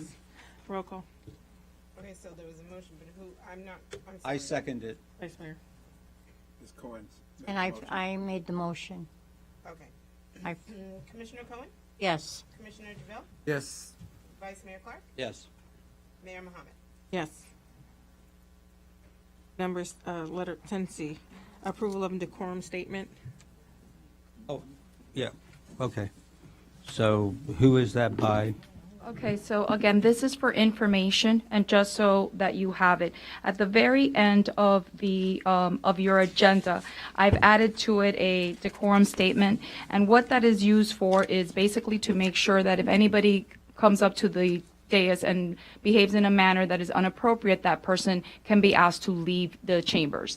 And it also is helpful for all of you out there in order to make sure that meetings run smoothly. So my recommendation is to add that verbiage to each of your agendas and, going forward with meetings so that then you can have a smoother running meeting.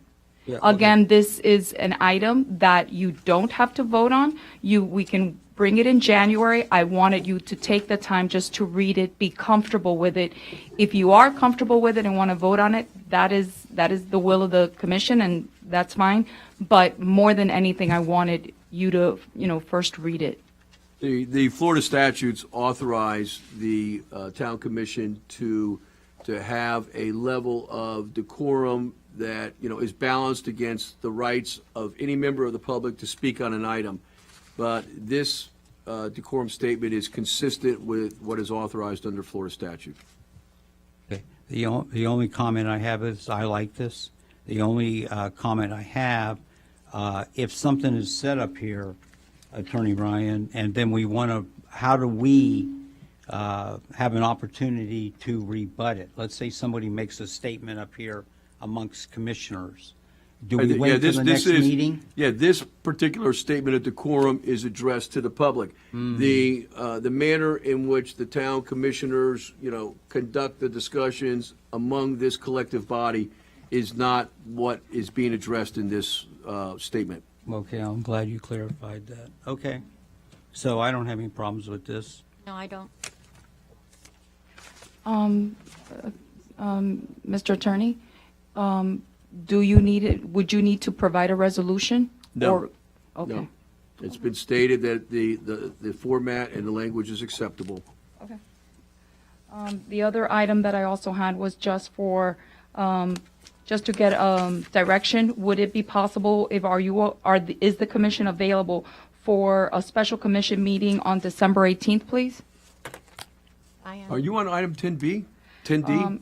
No, that was part of 10B was amended at the beginning of the agenda because I needed to ask the commission in regards to scheduling that special commission meeting.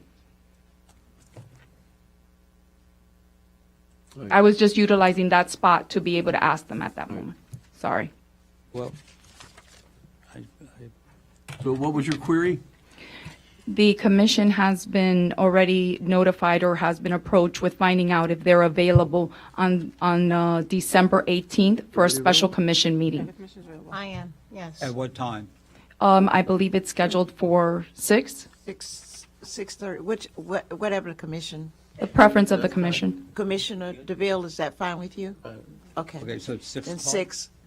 And we need this special You meeting okay with because For the audit. Attorney Ryan, we will be going over the audit. It's for the audit. Got it. Thank you. But when All are we right, so going it's, I think then what you would have is a motion to change the calendar to add a special commission meeting on December 18th at 6 p.m. in the commission chambers.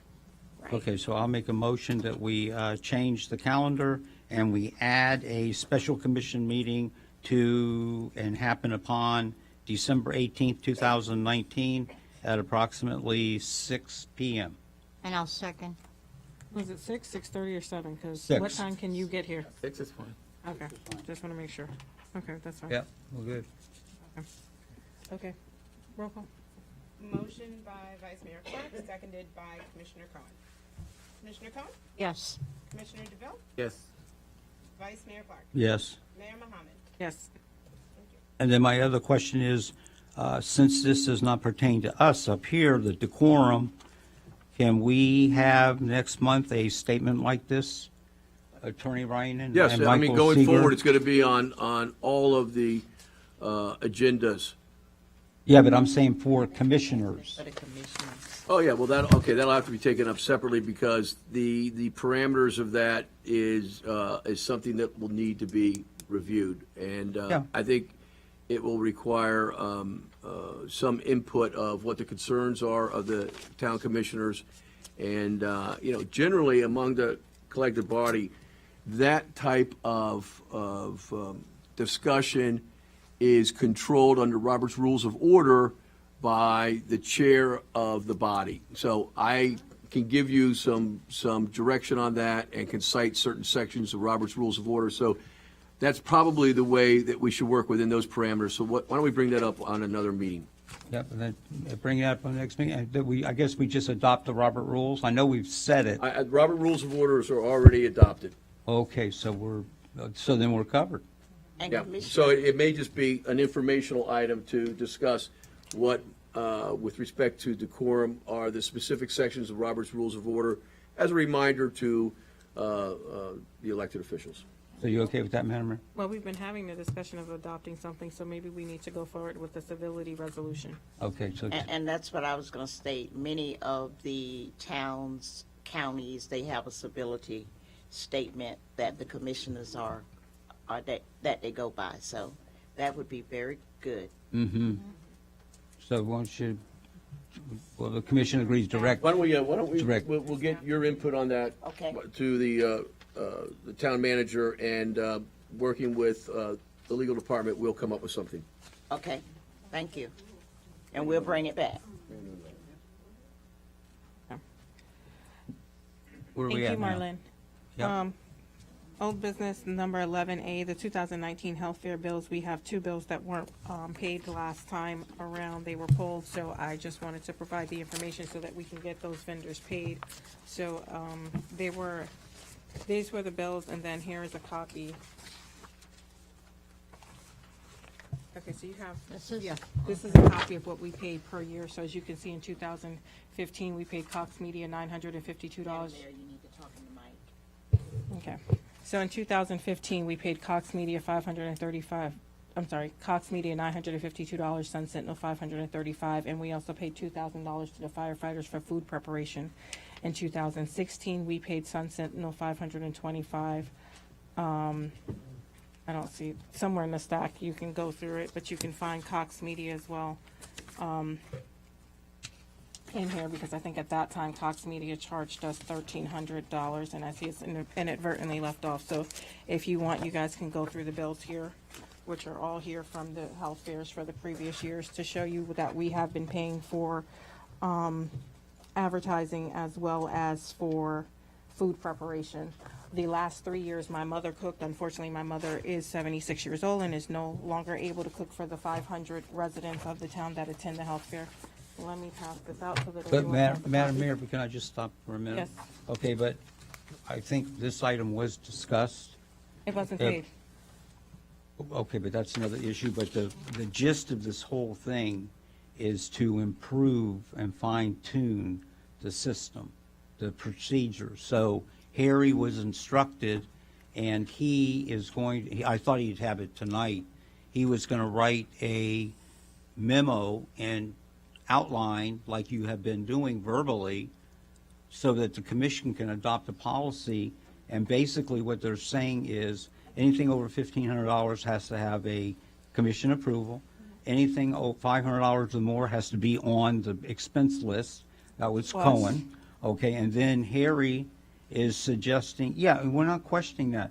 Okay, we're trying to find a way to make it better so staff gets the information they need. So what they've come up with, and Harry, you might want to come up if you would, sir. And then, of course, the manager can jump in and help him or debate him or discuss it.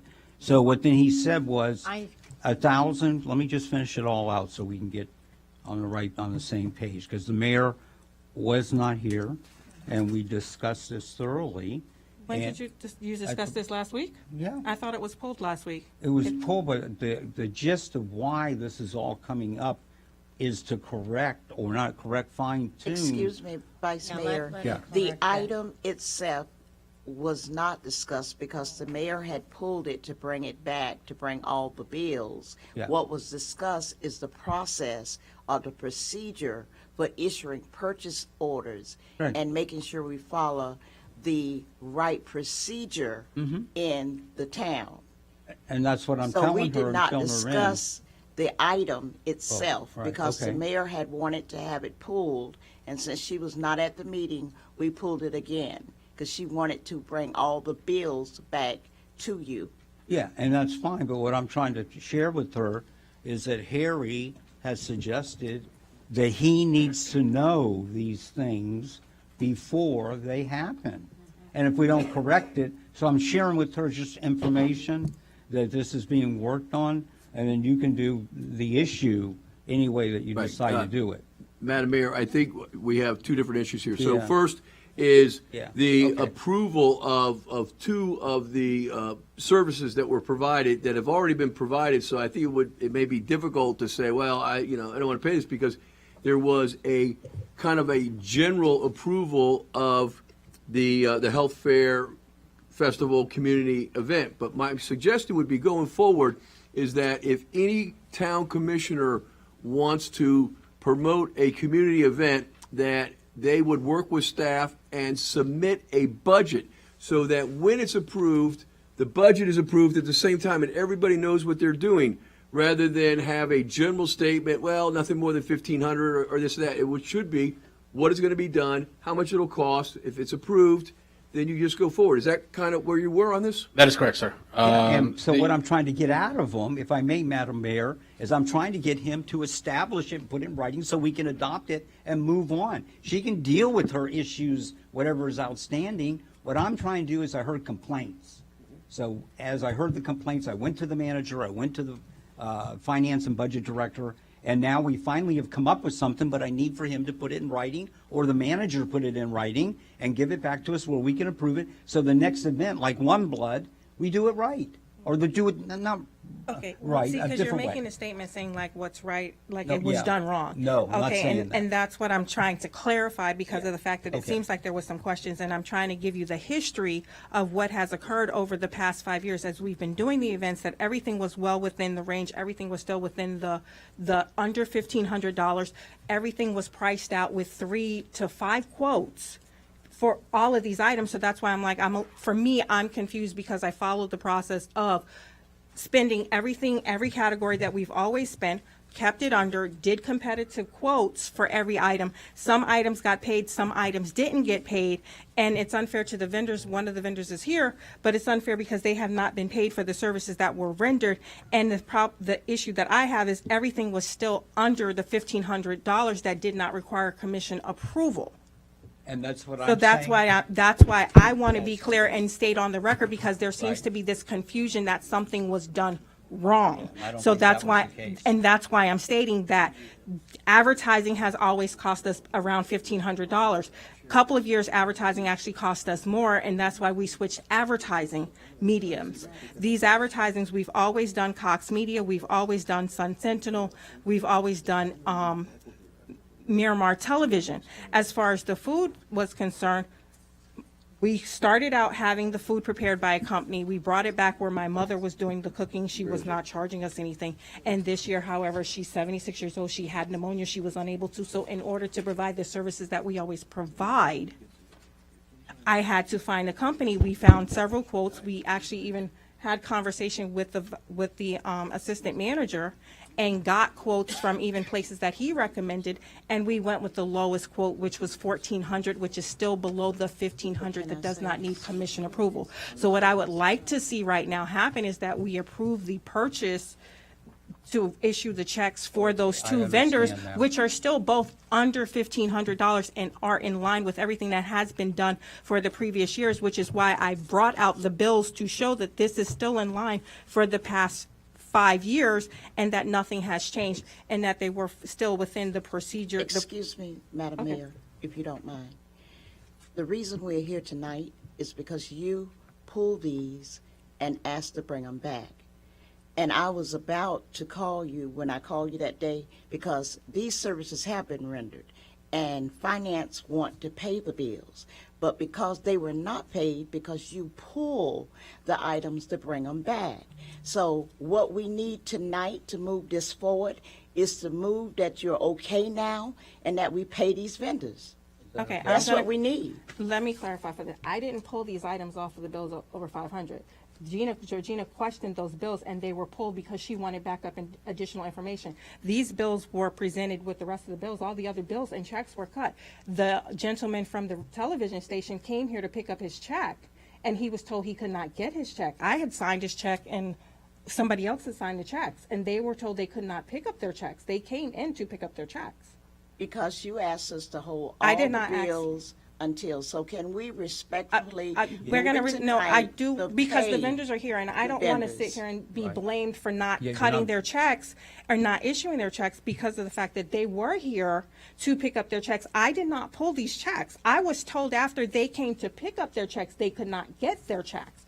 So I would like for the record to reflect that, because I was not aware of it until after the vendors called me to say, hey, we're here at City Hall, they won't release our checks. Okay, so what motion do you want me to make to clear Well, that? I Why think, that happened. Attorney Ryan. all right, so I think it's been, the statement of the mayor is part of the record, has been duly noted.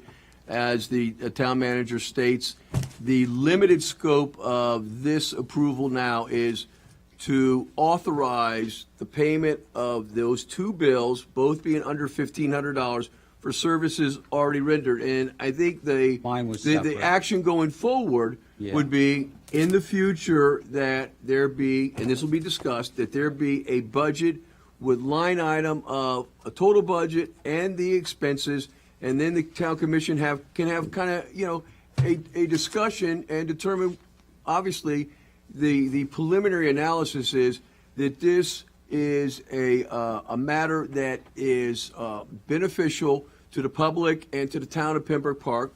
Once you cross that threshold, then you discuss the parameters and the limitations and the budget, and then you're done. But this one's already done, and it was approved. So what do you want me to do as So you far as just, making a so you motion? just move to approve, motion to authorize the payment of the last two vendors for the health fair. Might I interject 1 second? Okay. We're not talking about only two vendors. We're talking multiple vendors. The credit card has not been paid as well, Wells Fargo. All right, so, I mean. So but the- I would, the- if we were to say it, I would say all vendors related to the health fair, just to cover All right, everybody. and so, but the cap on that, everything was what's $10,000 for the whole health fair, correct? That is correct. All right, so there's, yes, when you say credit card, there's nothing else that's not on this statement. It's already been, Nothing has disseminated. been. Nothing has been, nothing over and above the $10,000 worth of invoices that has been spent. has Okay, been so I'll provided. make a motion that all vendors that are still outstanding on the health fair, and what was the date of the health fair? I think it was On November 2nd or something? November, well, let's make What? sure, November 2nd, 2019, be paid in full? All right, is there a second? Second? Oh, I can't No, say. you can't second it. You have to get elected to do that, to second it. All right. sorry. Is there a second? Yeah, second. Roll call, please. I'll roll. Motion by Vice Mayor Clark, seconded by Commissioner DeVille. Commissioner Combs. As long as the attorney says it's okay for the record, It is. I'm fine with it, yes. That's stated. So that's a yes. Yes or yes? Thank you. Commissioner DeVille. Yes. Vice Mayor Clark. Yes. Mayor Mohammed. Yes. Okay, then, Madam Mayor, excuse me, I kind of jumped the gun a little bit here. So wait, so item 11, we'll show that item passed, correct? 11A. 11A. So- Madam Mayor, if I could, I know you wish to speak, Vice Mayor, but if I can make a comment. Regrettably, I have an 8 a.m. meeting of Career Source Broward Workforce Development Board, of which I'm the chair. I have a 9:30 meeting of the Broward Metropolitan Planning Organization, of which Vice Mayor Clark is a member, and I have a noon luncheon, the annual luncheon of the NAACP. So you have So till I'm going to 12 have o'clock to, I'm going to have to tonight? leave. I'm going to have to leave in a few minutes, so I'm going to ask, and Michael Okay. Seiger will be here for the remainder of the meeting, but Okay. I understand there may be one matter that would be taken up before I'll have to leave. Would that be 12B on the deputy clerk position for comment? Okay, so we're going on to item number 12B under Personnel Deputy Clerk position, a resolution of the Town of Pembroke Park authorizing the town to make into a mutual release with Natasha Josephs, authorizing and directing the mayor and appropriate town officials to execute and deliver said mutual release for and on behalf of the town, superseding conflicted resolutions and providing an effective date or a resolution of the Town of Pembroke Park, Florida, terminating the employment of Natasha Joseph, superseding conflicting resolutions and providing an effective date. Okay, so Now, this is for termination, correct? That's what I got to speak on. hold on. That's the one you'd like to speak about. Okay, so, and Commissioner Jacobs is not here to lead the item. So basically, everyone has their fact-finding report. It is my understanding that they wanted to present two options to her. One was the option to resign. I don't know what the terms were going to be. Or the other option was if she chose not to take the resignation, then she would be terminated based on the fact-finding report that was dated 11/5/2019 and was revised 11/6/2019. I'm hoping I'm stating all of this correctly. Mayor, as I'm looking at the resolution which would adopt a mutual release, it speaks to a total payout of $37,356, and the significant portion is the vacation pay, calculated to be a total of 747 hours, and then a very small sick payout. So. Okay, I have a question on My that. feeling would be that you would, Yeah, if this well, is authorized, there's a you third. would present it as an offer, and if the offer is not accepted, it would come back rather than provide the statement about the termination as an alternative. I think that you would do is you make the offer. If it's accepted, it's accepted. If it's not accepted, then we come back and discuss what the negotiations were, what the push issues are, and whether or not it could be resolved. I know there's a member of the public that's going to speak on the item before it comes back to the commission for approval, but May I speak when you get done? Let I him like to- finish. Yeah, Hold on. that's Let what I him- said. I understand. I know that what I you're said. waiting in line patiently to speak, but I would like for Tim to finish. Yeah, and so that as the mutual release document before us is considered, it speaks to termination of employment as of today's date, and it speaks to a payment for 747 hours of accrued vacation pay at the hourly rate that the employee was receiving at the end of her employment, which was when she, discontinued working here, and then a $500 payment for sick leave, and it says, obviously less the standard withholding and payments that would be required to be withheld with respect to federal law. Okay. Maybe you better have I'm up. Emma go first. She Can was in I, line can first. I First say of all- something? But I'm in Hold line. on. I- Okay, hold on. Let Emma speak, please, and then Howard, and then Gina. Okay, thank you. First of Okay. all, I've seen the pictures. I know all about Natasha. I remember Natasha coming here as a 16-year-old girl, coming here after school, working her butt off, coming here before she went to college, working her butt off, slowly advancing her job and her positions. I've gone to her office when she made deputy town clerk. I have never, as a commissioner, as a mayor, as a vice mayor, seen her office untidy. I think Natasha was set up. I don't care what anyone says, Natasha was set up. Now, everybody can have their opinion, but Natasha was set up. And if you fire Natasha, she will ruin her, you will ruin her reputation. We have always, in this town, given people dignity to leave under far worse conditions than this.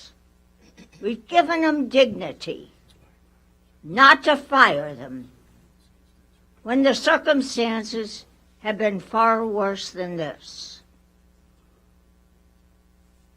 And I hope you will consider that, because that is a woman by herself with 2 children. And she has a right.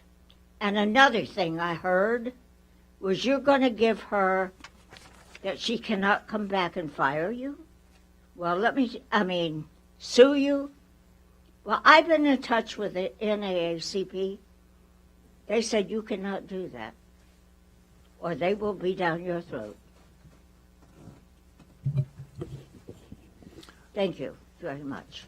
Thank you. And in further discussion with staff, after the resolution was introduced, it speaks to a termination of employment, and I think what the incentive would be for a settlement with regard to any employee claims would be to change it from termination to see resignation. So it would say that the employee resigns as of today. Now, she'll have to accept the mutual release agreement, and then it would reflect that. Now, with respect to the benefits, if it is a contractual relationship and she accepts the financial payout and resigns, and she'll thereby give something to the town, which is a waiver of any all claims.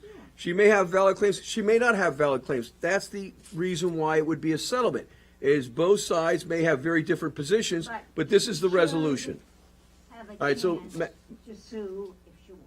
well, she can do so, but I would state that, in my legal opinion, that if she agrees to this and signs the release, it's a valid waiver of any future causes of action that she may present, and that would be if she It should not be put. termination.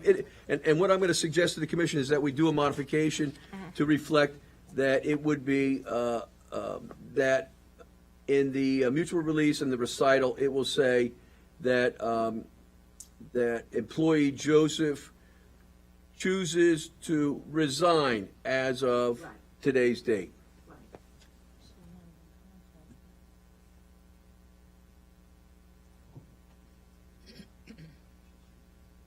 And obviously, it's a conditional statement, because if she accepts the agreement, then she's saying, I resigned as of December 11th. If she doesn't accept it, then it'll come back before the town council, and there'll be a discussion about, how to proceed further. Okay, so let me say my third item. We haven't even brought this up. The manager talked to me about, what was it, a performance program? Well, what did you mention? They do a certain program that she would be like. When we first had the issue to come up, I was starting a performance improvement plan with Ms. Joseph. Right, so we can also do that. I was doing that at that time, but since then, everything that happened on October 4th, that ended that. Okay, but it's still an option that you could possibly do that. Because there are circumstances why she ended up like that. It's not just that she was that way. There was a lot of things that happened in her life, on the job, that I think we need to discuss and give her a chance. Most likely, I can't talk for Natasha, most likely she'll say no. But at least you gave her the chance. That's what I think Emma is stating. You got to give her an opportunity because of the circumstances. So that's that one, Attorney Ryan. All right, and also to clarify the statement within the mutual release, it speaks to the number of hours, and it to ensure that we have a meeting of the minds and an understanding. The backup from the finance director has a calculation of the hourly rate at $49.31. So I'm going to say that rather than have a statement that at the hourly rate when employment ended, I would say to modify it to say accrued vacation leave at the hourly rate of, and we'll say the exact number, $49.31 per hour. But wait a second, you haven't dealt with my issue that I raised, Attorney. And your issue, Vice Mayor, please restate your issue. That Natasha Joseph would go on the program that the town manager mentioned. And she can mention it again, not be terminated at all, not resign at all, but be given a chance to come back here and set things right. And what do you... Well, okay, but I mean, this mutual release is one that will bring to conclusion the claims to date. It doesn't say that there is a prohibition on her coming back and seeking future employment. That's not precluded in this mutual release. But the mutual release says for what's been done in the past, that's resolved. Going forward would be what Ms. Joseph decides she wants to do, and what the town manager in consultation. No. What she wants to do in the future. So the remainder after this is settled, it resolves all the claims in the past. So if she wants to come back for employment, she would discuss this with, I would suppose, with management in the town, and if management seems, they're interested in having her come back for future employment, then they would talk to the town commission. But that's not something in the future that I would suggest that we would put in this agreement. This is a resolution of items in the past. She should just be able to come back to her job. She should just be able to come back to her job as she had it before, because she did nothing wrong. Absolutely did nothing wrong. That would do that, and I don't know that the town council wants to do it. To do that would completely be at odds with this mutual release. So we'd have to start all over with a whole new thing. So, that's right. So the question is, do you want to make this offer to Ms. Joseph and determine whether or not she wants to settle it? So if you want to make this offer, then you would make this offer. If not, then it'll have to be renegotiated and then brought before this yes, it will. this body, because you're not going to be able to so substantially change the terms of this, because the document will have to be totally rewritten. Because, Tim, I know certain people were angry with her. And I believe when they unlocked her office door, they messed up her office. I could go to Natasha's office, and it was always clean. I only retired 2 years ago. I know, and you have a lot of institutional knowledge, but I'm going to suggest that because this is a matter that has, a potential claim, that continuing this discussion in this forum is inappropriate, because the matter before the board is, if this board wants to accept or wants to authorize this offer of claim resolution to be made. And if not, I'm going to suggest that we don't go any further with any discussions about specific facts and circumstances, because to do so could prejudice the position of all of the parties, and it's not the intent Well, there are here. other people So, that want to testify. all right, and For so, her. so the question is, you know, and generally in this type of a context, I mean, you could authorize the offer, or, you know, you go back and begin all of the renegotiation. So, I mean, my suggestion and the feeling I had was this offer was something that the body had an intention to put it out, to see if it could be resolved, and then we move forward. But if that's not the case, then any other discussion on this, I'm going to suggest be taken up at a later date because of the rights of the respective parties.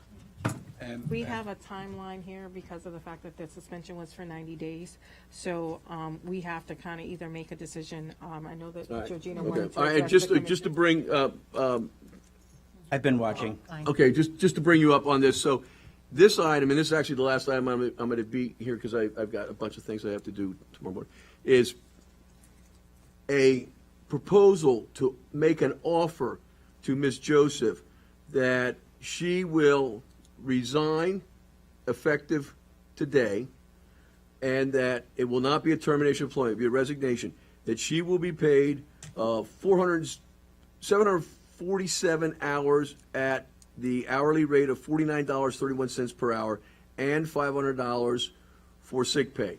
There will be a complete release of any claims that she would have in connection with her employment here.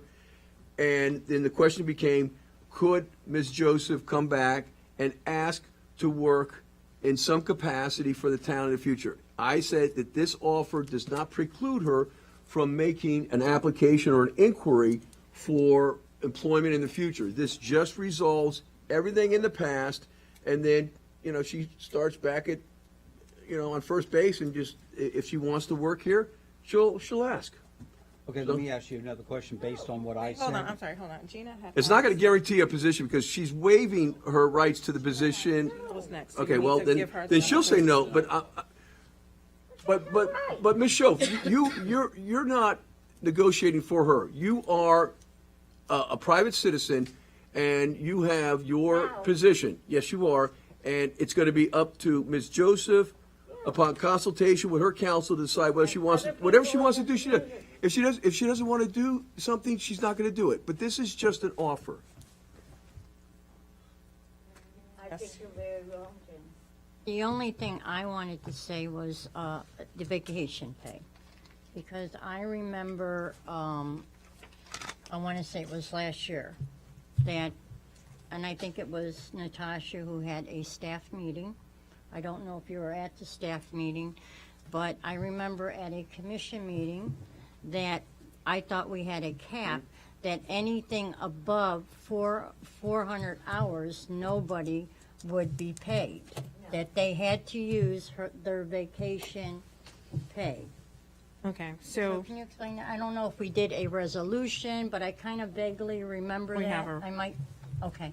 Okay. Maybe you Something, can. didn't we? Yeah, we do have a resolution that basically states that no one can go over, 400. it's either 400 or 500, I'm not It was exactly sure what it 400. was.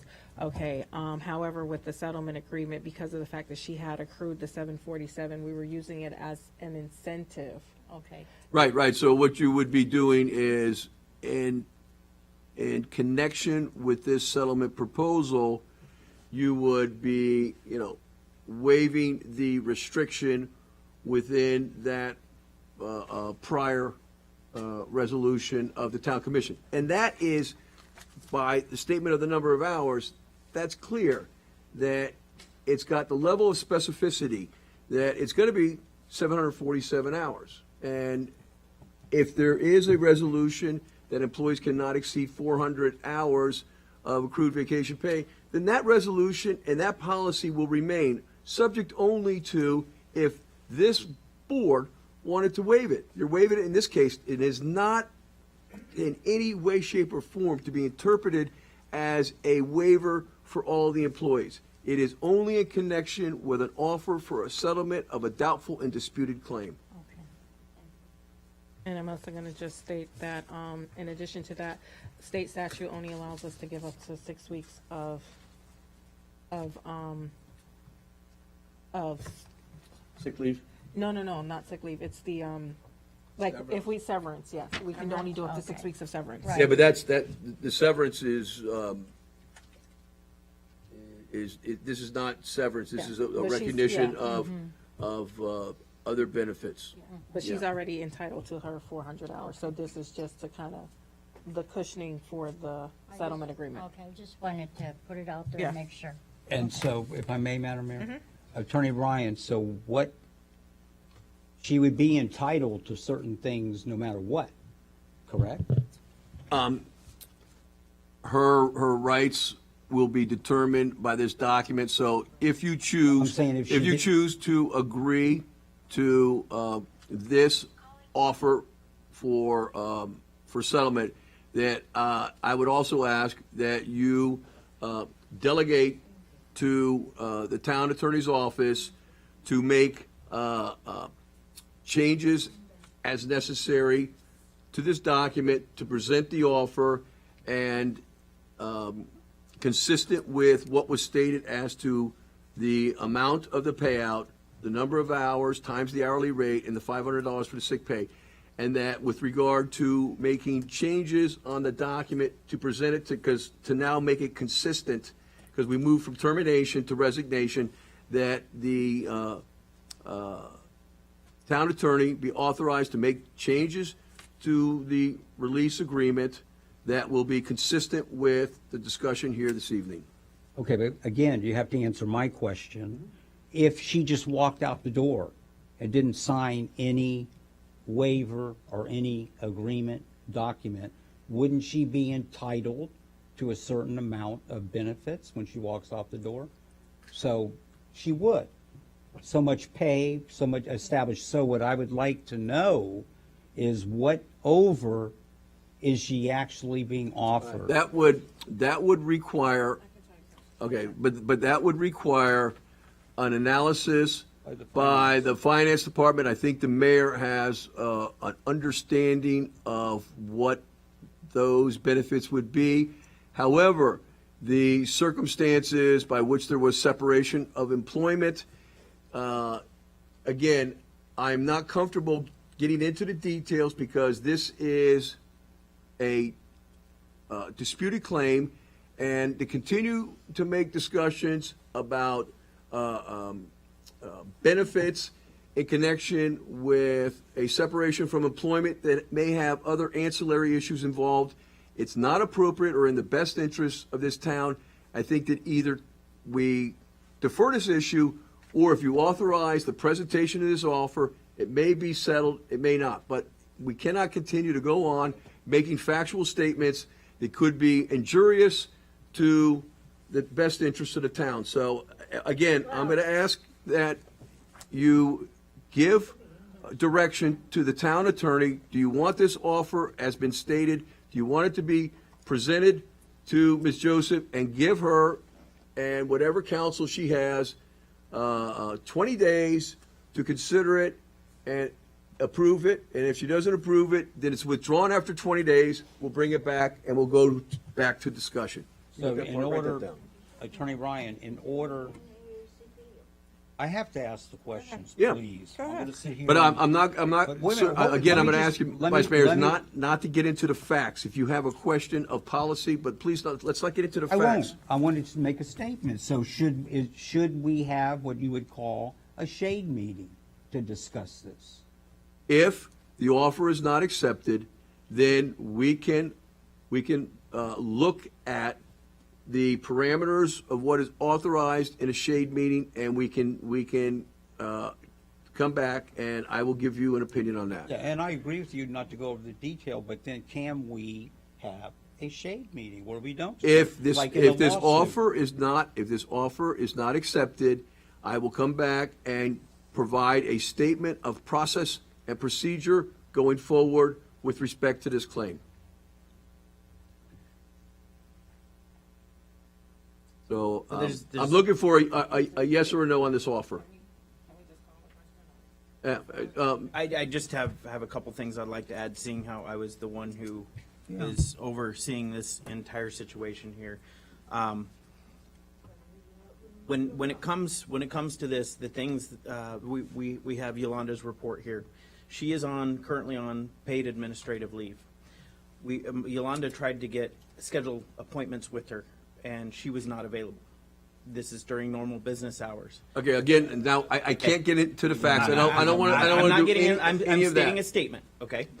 Today she was contacted, and Natasha wasn't available again today. So this keeps getting drug out and drug out and drug out. We need to end this. So the recommendation is to make this settlement proposal now with a time certain, because that addresses, Commissioner Jacobs, your concern that there won't be any decision made. Now, if you want, instead of making a 20-day window, it could be made 10 days, but I feel more comfortable with 20 days because it gives her an opportunity for full consideration with whomever her legal advisors are and all of persons that she relies upon. So in this agreement that we are cutting off pay as of the 11th today, and then continue on, and giving her 20 days to respond. So we're within our 90-day window of this. All right, so the 90-day window being that what it was we put her on paid administrative leave for 90 days, not to exceed a period of 90 all right, days. okay. So then, if the offer is not accepted, then the issue of what would be the town's position at the termination of the 90 days will have to be brought up at another meeting, because you're looking at a contingency that is not ripe, it's not occurred, and it would be inappropriate to talk about what would happen after the 90 days. That needs to be looked at in the context of whether or not this offer is Okay, accepted. well then adding the 20 days to it puts it past the 90-day window. That's. But I will tell you, the offer does state, and you were just coming in, it says that the employee, Ms. Joseph, chooses to resign as of December 11th. So her benefits, pay and benefits go to December 11th. So that is where I think that your issue with regard to any kind of delay in action is addressed. Because if she doesn't take it in the 20 days and then the 90 days is passed, then there's some question about how she would benefit by dragging it out because the 90 days have passed. So Right. I think that we You see sufficiently where I'm address trying that. to. I do. Okay, that's all I wanted to do. So. Commissioner, 20 days would give it December 31st, and January 4th is the 90 days. Okay, so she would have an additional 4 days beyond. But we're ceasing things as of the. Yeah, but I mean, the with- offer is withdrawn as of December 31st. The offer is withdrawn. Okay. Because she'll have 20 days from today's date. The communication will be made to Well, her. okay, so here's the other other side of this. It was either you agree to this or we terminate as a town. Well, no, it's an offer. It's an offer for settlement. If she doesn't take it, the 90 days end on January 4th, and so I just don't know. I just don't know what this. Listen, I don't know exactly when the 90 days in January 4th. So we'll take it back up. If the offer's not accepted, we'll take it back up and to the clerk, put this item on for the January 8th meeting. So if it's not accepted, it'll be taken up on January 8th. Right? So between the 4th and the 8th is going to be without pay? What is it going to be? Well, that we're gonna determine that, and that'll be discussed on January 8th. I don't want to discuss that now. We have an offer that I said has certain issues that I feel should not be discussed at this time. The terms of the release and settlement are clear. So maybe she takes it, maybe she doesn't. If she doesn't, we'll talk about options, and we'll talk about the town's position and the strength of the town's position at a subsequent meeting. Madam Mayor, I have Hold another on, I just question. want to update this. Okay.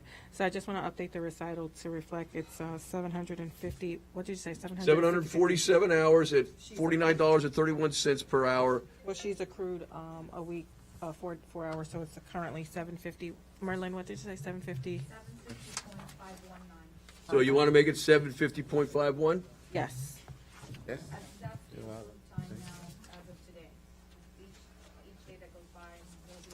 Well, no, it's going to be, for purposes of this settlement, it's going to be the hours that the hours are. So, Today is all 750. right, so just make it 750 hours. Okay. Just make it 750 hours, because it's a settlement offer. 750 hours. Okay. So do you need a motion to? Well, I want to present- make okay, another comment, Go ahead. please. Okay, go ahead. Okay, thank you. Madam Mayor, I'm going to address the attorney. So here's the problem I have, commissioners. At the last meeting, and I know the mayor wasn't here, and maybe I misunderstood what you were saying, that we need to hire somebody that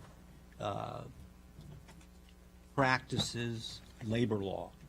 And I think I agreed with you, and so, because we were talking about last Wednesday, let's not make a mistake. Let's make sure we're on safe ground.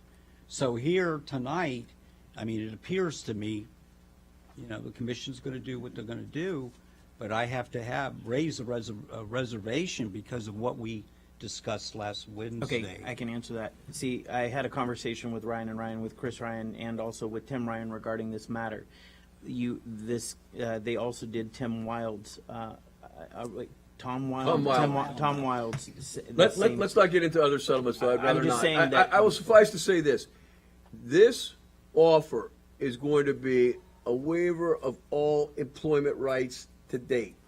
So, if it's not accepted and there are ongoing disputes, we will go ahead and consult with a labor law specialist that can come in and, if approved by the town commission, can provide additional services if it's not resolved. If you want to resolve it now, this is going to be the offer, of which I am comfortable that she will be waiving her rights with regard to her employment here in exchange for this payment.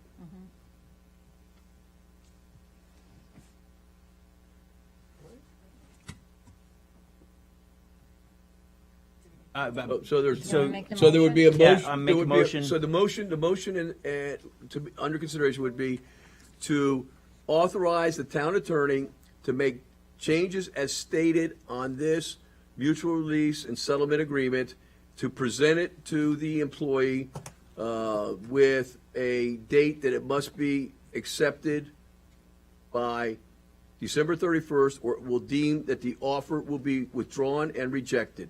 If it's accepted, then the employee states that she resigns from the position. She gets 750 hours at $49.31 an hour, and she gets $500 for sick pay, less the standard deductions and itemized standard withholding and authorized deductions.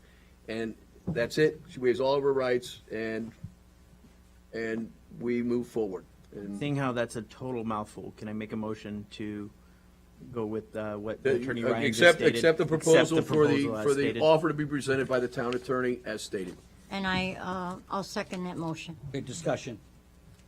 Okay, so did we have all these records at the workshop? I can't, did we have all these, Madam Manager and Clerk Commissioner Jacobs? What records are you asking about? The resolutions and all this that we're going over, They all the were- backup. The Did we backup have- was all sent to you. It just was finished by Attorney Ryan on Monday. Yeah, It so- was all emailed to you. So at the workshop, we No, did it not was have- not at the workshop. So, yeah, so we're not taking up the resolution. We're going to defer action on the resolution. We're taking up the motion, which was to authorize the submittal of the settlement offer. And I'm not picking things apart, but I listened to what you said to me, Commissioner J. And I agreed with you. I said, we have to make sure, what's another day or two, that we have everything in order, if that so is the desire of the commission. So that's all I was, questioning. I said everything I had to say. Okay, so was there, did you make the motion? I made a motion. I second it. Roll. Roll call. Motion by Clerk Commissioner Jacobs, seconded by Commissioner Cohen. Commissioner Cohen? Yes. Commissioner DeVille? Yes. Clerk Commissioner Jacobs? Yes. Vice Mayor Clark? No. Mayor Mohammed? Yes. All right, and the town manager wants to ensure that we have some proof of delivery, so our office will make delivery either by some courier or express mail process to ensure that the offer is delivered, and we have not. It's going to be 20 days from today's date. So just to clarify, when the offer comes, and it's going to say in the document, that's one of the changes that's going to be made, that it must be accepted by the employee or by the claimant by December 31st. If it's accepted, then I will have language in here with how soon the town will approve the settlement offer and make the payment of the settlement amount. So that'll be within the document. To continue to speak about the document, my legal staff is going to go over it, and we're going to make such technical and necessary corrections to be consistent with the discussion here this evening. So Thank you, so that Tim. moves that item. Tim, before you leave, can you state the Cinderella rule? Just because there's so many more items on the agenda. Unfortunately, I've got. I think you need to stay for at least one more. Okay. Yeah. Okay. You just don't want to state the Cinderella rule, we can't go past midnight for them, so that we can leave it. If something becomes terribly controversial. Okay. All right, there you go. All right, thank you, Tim. And my associate attorney has immense talent, so All right. Thank you. you'll be happy with him. Thank you. Okay, Yep, we're happy. okay. I'll give you guys a 2-minute break, that way whoever wants to clear out can Tell clear out. Tim, I hope everything's okay. Nothing personal, but I can't. You understand that. No, listen, trust me, I understand. Whatever. It's hard. You have to, the commission has to make a decision. I live by the commission. Your bathroom. 2-minute recess. Yeah, right. Recess at Fine, thank you. 10:05 p.m. Oh, why did he get out so early? Why did Tim leave? I need tissue. Announcing is lineup. They're taking a 2-minute break. Everybody's running off for a second. Okay, Madam Mayor, I mean, what, you wanted me back?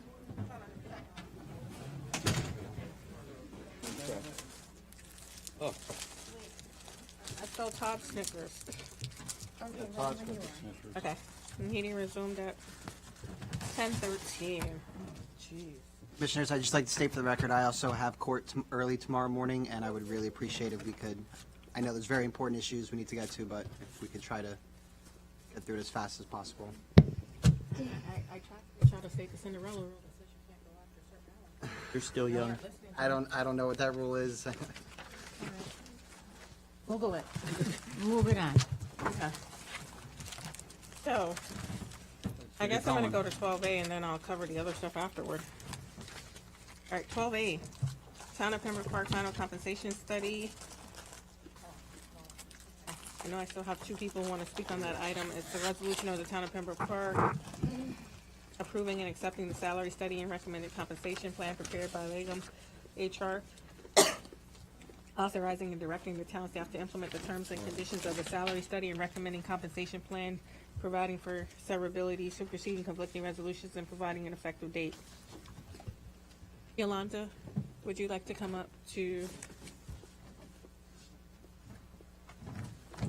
have it with me somewhere? Okay, everyone has a copy of the compensation plan. I know I wasn't here last week, so I don't know what you guys discussed, so what you were bringing back forward today. And I know that we have 2 members of the audience who want to speak on the issue. Do we want to let those members speak first? No? Or would you like to discuss it first? Okay, then I'll let you start it off. As far as the compensation study, we've made a couple changes from the first draft that was presented to you. The first change was that we added the commission form of government, and we went over that thoroughly. I believe everybody read that paragraph in the executive summary, and most of the commission expressed to me that they felt very comfortable with the way that it was expressed, and it was referencing various documents. So that was the first change, and then the second change was something regarding the organizational structure, that we moved the town engineer and the town planner under the public works director. So that was moved, that was sent to you via email. After speaking with some of the employees, the major concern that was brought up regarding the employees for this compensation study was that the commission had discussed retroactive pay for the employees if a change were to be made. So I wanted to bring that to your attention, that they are still concerned about that, and perhaps that's what maybe some of them are going to discuss today. So my recommendation in the compensation study as far as implementation is concerned was to do this based on performance. Remember, I had mentioned to you, I've had the opportunity to get to know your staff, get to know the culture here, and I think everybody can agree that it definitely needs some work. So we want to create goals, structure, incentives. Mr. Daughtry and I want to sit down together with each employee, go over their job description, hold them accountable for those job descriptions, and then evaluate them every 90 days so that the manager, the assistant manager, they can, we can form a committee to determine if they're going to move on to the next step in the plan as far as salary is concerned. So if you were to consider the retroactive pay, which that is up to you as a commission, you could hear out the employees if that's what they want to tell you, but that was pretty much the main concern that they had, which if we wanted to do it in steps, you could do it retroactive, but slowly, by steps. It's not like my recommendation is not to put people back they're not going back to where they were, but they're going back to what the market rate is for that position. I'd like to do it slowly. So if you determine to do it slowly and you agree to the compensation study, you could go retroactive, but in small increments. So if someone got, a $5,000 increase, that $5,000 could go retroactive to when they had their salaries cut. That was one of the requests from the employees regarding the retroactive pay. Does anybody have questions on that or comments?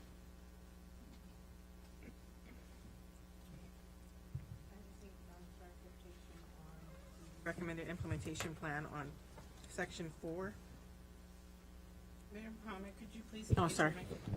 I'm sorry. Okay, so in section 4, it says if the employee does not reach the newly established salary cap after successful completion of the 2-year successful performance period, the employee will be placed at the cap on the 2-year anniversary from when the recurring 90-day evaluation began. So that's for the employee that was at a higher range before their salary was cut. We would do this plan every 90 days up to 2 years. If after 2 years they are performing to the standards that they're supposed to be performing at, they're being held accountable, they're doing a good job, they could go to that established cap. Because for 2 years, they stuck with this program, got evaluated every 90 days by the administration, and continued to work towards that goal.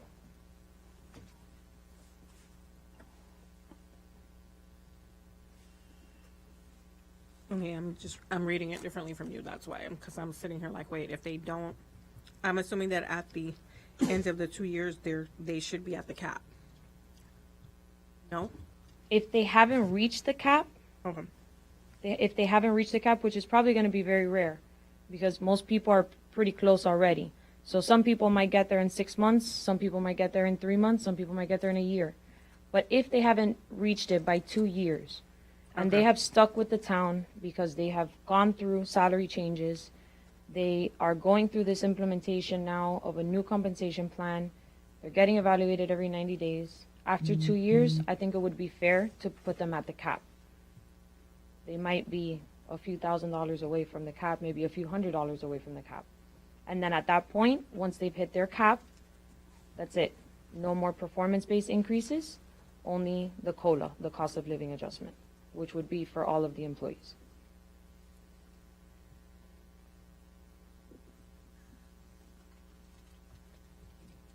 And then anyone who's over the cap now, I would recommend to leave them at their current salary.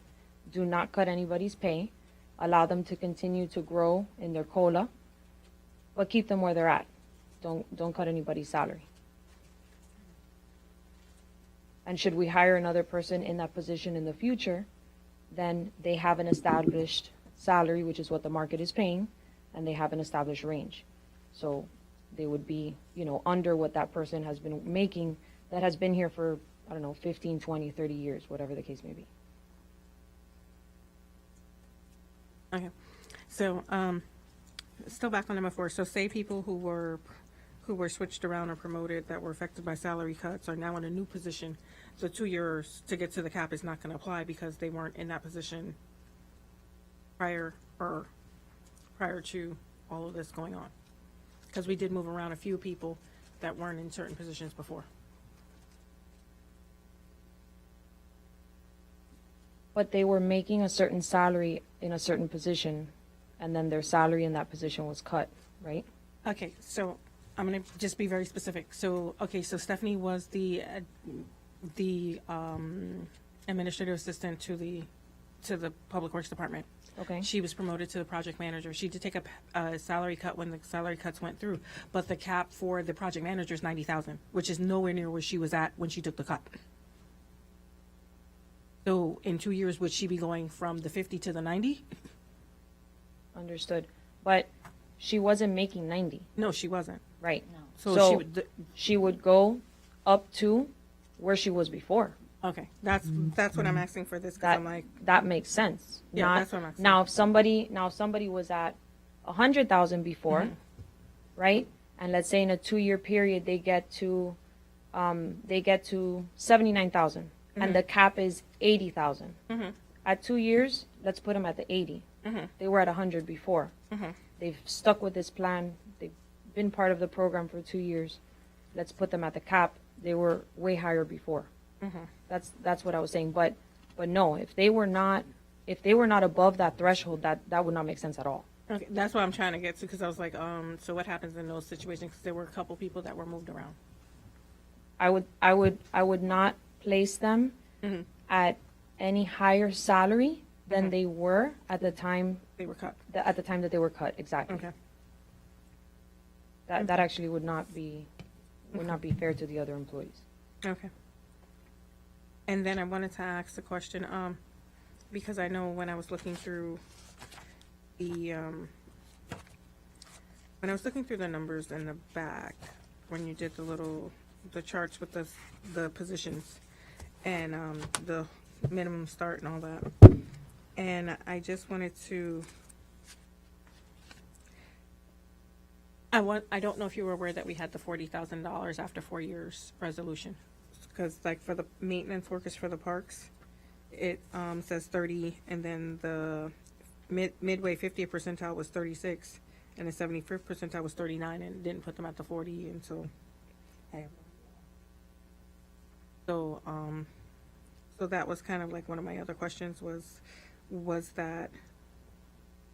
our 40,000 resolution taken into account, that at 4 years they would be at 40,000. But they can be at the 40,000 because the 75th percentile is just what we would hire somebody at. So let's say for a maintenance worker who has several years of experience, you would hire them at the 75th. You have that wiggle room, right? You have a 30% range to hire someone, and you can hire them at the beginning of the range or at the end of the range, and then you allow them another 20% growth if you hire them at that higher end, at the 39,000, to grow in their position. So if after 4 years they get to the 40, they still have growth opportunity to reach the cap.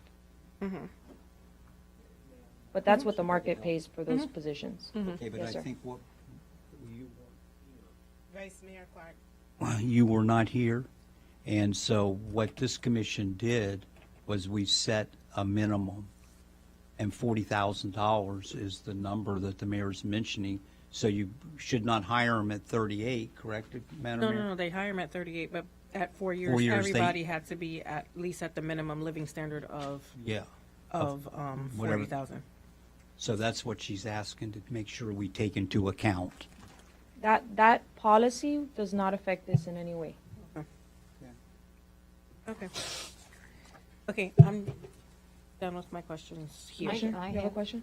Yes. Do you want to go over the organization chart with us? Yes, thank you for bringing that up. I appreciate it.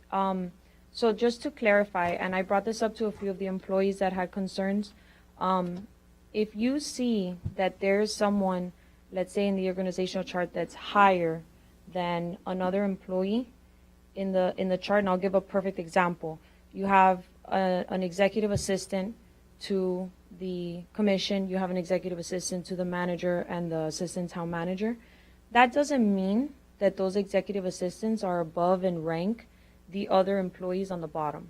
They still have to report to the manager. Correct. Every Okay. single staff member reports to The the manager. And then we have tiers established in this salary study. So you have tier 1, which is your manager and your assistant manager who report to the commission. And then you have tier 2, which are your directors, managers, and supervisors. So those are all your people that are in a managerial capacity, Okay. right, supporting the administration. And then you have tier 3, which are all the other employees. So I don't want anyone to think that, oh, why is so-and-so above me in the org chart? No, it's just that so-and-so works with so-and-so, and that's why it's there, but that doesn't mean that they are above in rank in any way, shape, or form. And we have a report that specifically classifies the tiers of the employees. Because I just want to make it clear that because the manager is responsible for the day-to-day operation of this town. Correct. And they are to report to that manager. And, so I just want to make sure that's on record, and I thank you Absolutely. for sharing that. And that's in the executive summary as well, stipulated in the executive summary as well. So it's in the organizational chart and it's in the executive summary. So it's in 2 places in this comp study. Thank you. Anyone have any questions? No, then I'll let the public come to speak. I don't know who was going first, Nick or Michelle?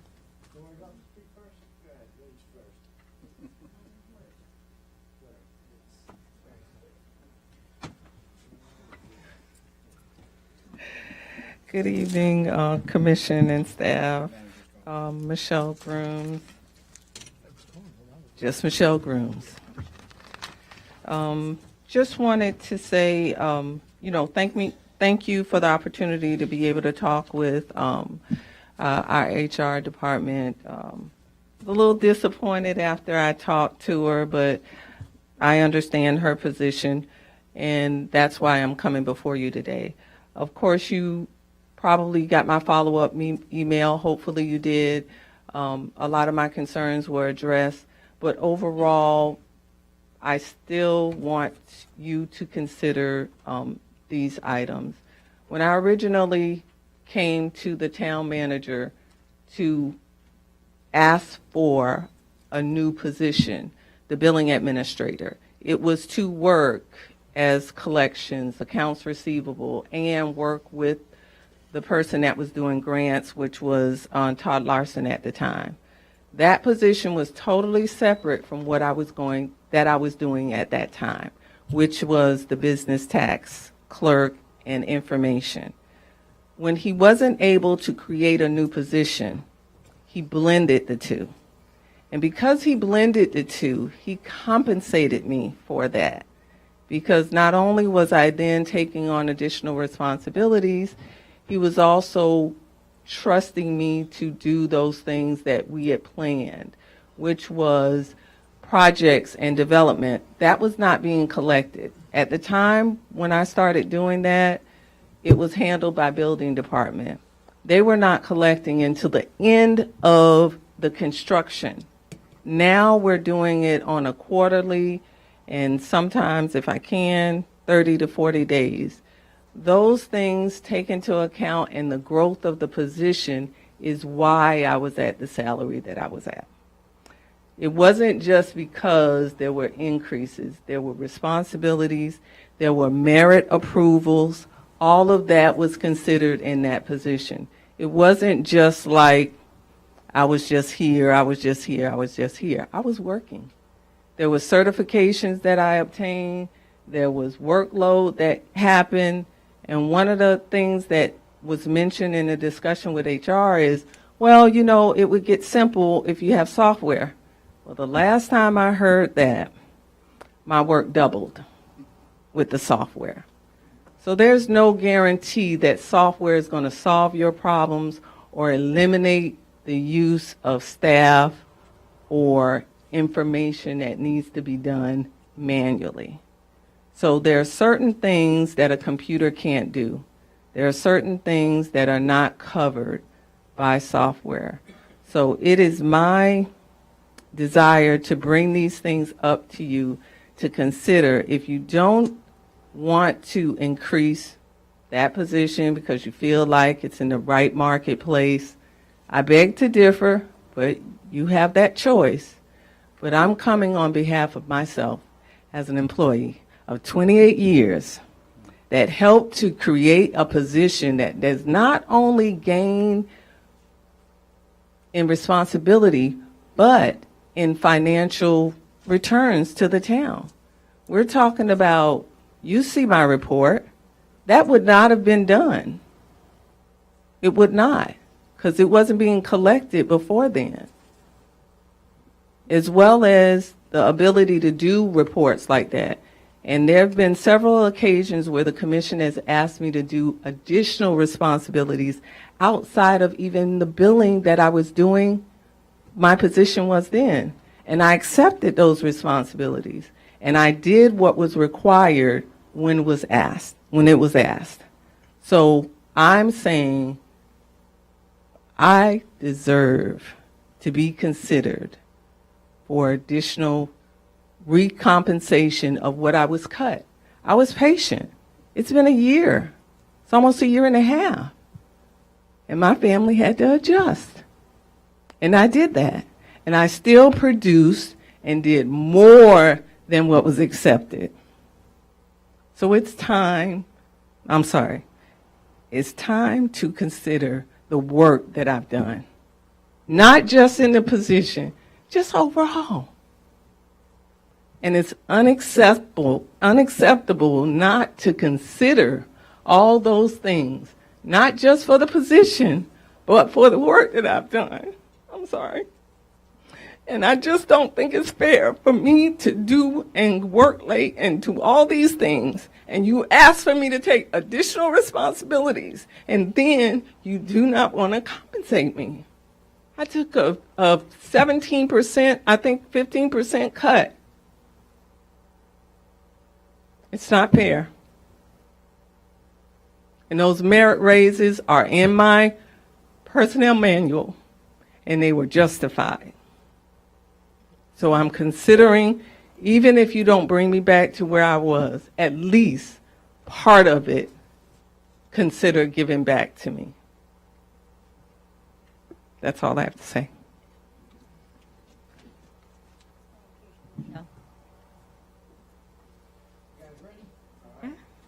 Hi, dearest Mayor. First off, my name is Nick Teese. I'm the Public Works Supervisor. All right, dearest Mayor, staff, residents, and Commissioner of the Town of Pembroke Park. All right, let me tell you something. I'm here 30 years. I've had one hell of a journey. Okay, I enjoy my job very much. Okay, because of the several events that have taken place here over the years. Okay, I've sacrificed, just like Michelle said, not only for myself but my family as well. Okay, all right. Now another thing too. I took a supervisory position here with the fact of knowing that I can make Pembroke Park a better place. I love this place. I lived here. I owned a mobile home park. I was your neighbor. Okay? I love this place. I had a nice park. I had a nice place in that park. over there at Holiday. All right, still nice, not anymore. But anyway, all right, I've done everything here in the best and productivity as best as possible I could. Okay, I come in here every day with the intent of giving you 8 hours of work, and I do a damn good job of what I do. Okay, that's my supervisor right there. He's never called me in his office one time. Not one time to tell me he didn't like a job or I did a job incorrectly, okay? Up till this day, I'm still doing it, all right? Now, the other thing, you guys took money from me. Just like Michelle just said, me and my family have sacrificed. I don't feel it's fair. Every day I come in here, I give you 8 hours a day, okay? And I continue to do it for the past 30 years, and I'm still doing it now, even with the pay cut y'all gave me. I just want to let y'all know I don't appreciate it. I don't think it's fair, like Michelle says. I've worked harder now than I ever have, okay? And I just feel that you guys have done me wrong. And also, I don't appreciate the fact that I have employees that work for me going around now threatening me, looking to assault me, all right? And I'm coming to a point here where I have to worry about my own safety on the job. And as far as not only on the job, but I got to worry about things that are going to go on around my house and my family. I just want to let y'all know, Nick's going to protect himself, and he's going to protect his family and my property as well. I don't appreciate it. I'm here to do a job. I'm here to do a job for the mayor, for the commission, and for the people of Pembroke Park. And I think I've done a damn good job at it. I think y'all need to reconsider giving me back some of my money. Okay? I think y'all shafted me. All right? I'm a damn good employee. You can ask anybody here, anybody in this room, Mayor Clark or Vice Mayor Clark, any Gina you know, Mayor, you know it too. Okay? Everybody here knows what type of person I am. Look at my files. Go upstairs and look at my files. See if I've been late. See if I've been written up. See if I've ever had an accident, a workman's comp case. This all don't account for something here from you people? I give my heart here, man. And I've been giving it. And I'll continue to give it. But it's not right, okay? It's not right. Y'all cut me big-time money here, man. And after 30 years, I should be getting more money than what I'm getting now. I've taken on, just like Michelle says, more additional responsibilities, all right? I'm to a point, I'm going to be perfectly honest with you people. I'm considering on leaving the town of Pembroke Park because of what y'all have done to me. And I don't appreciate it. Thank you very much. Thank you, Nick. Thank you, Nick.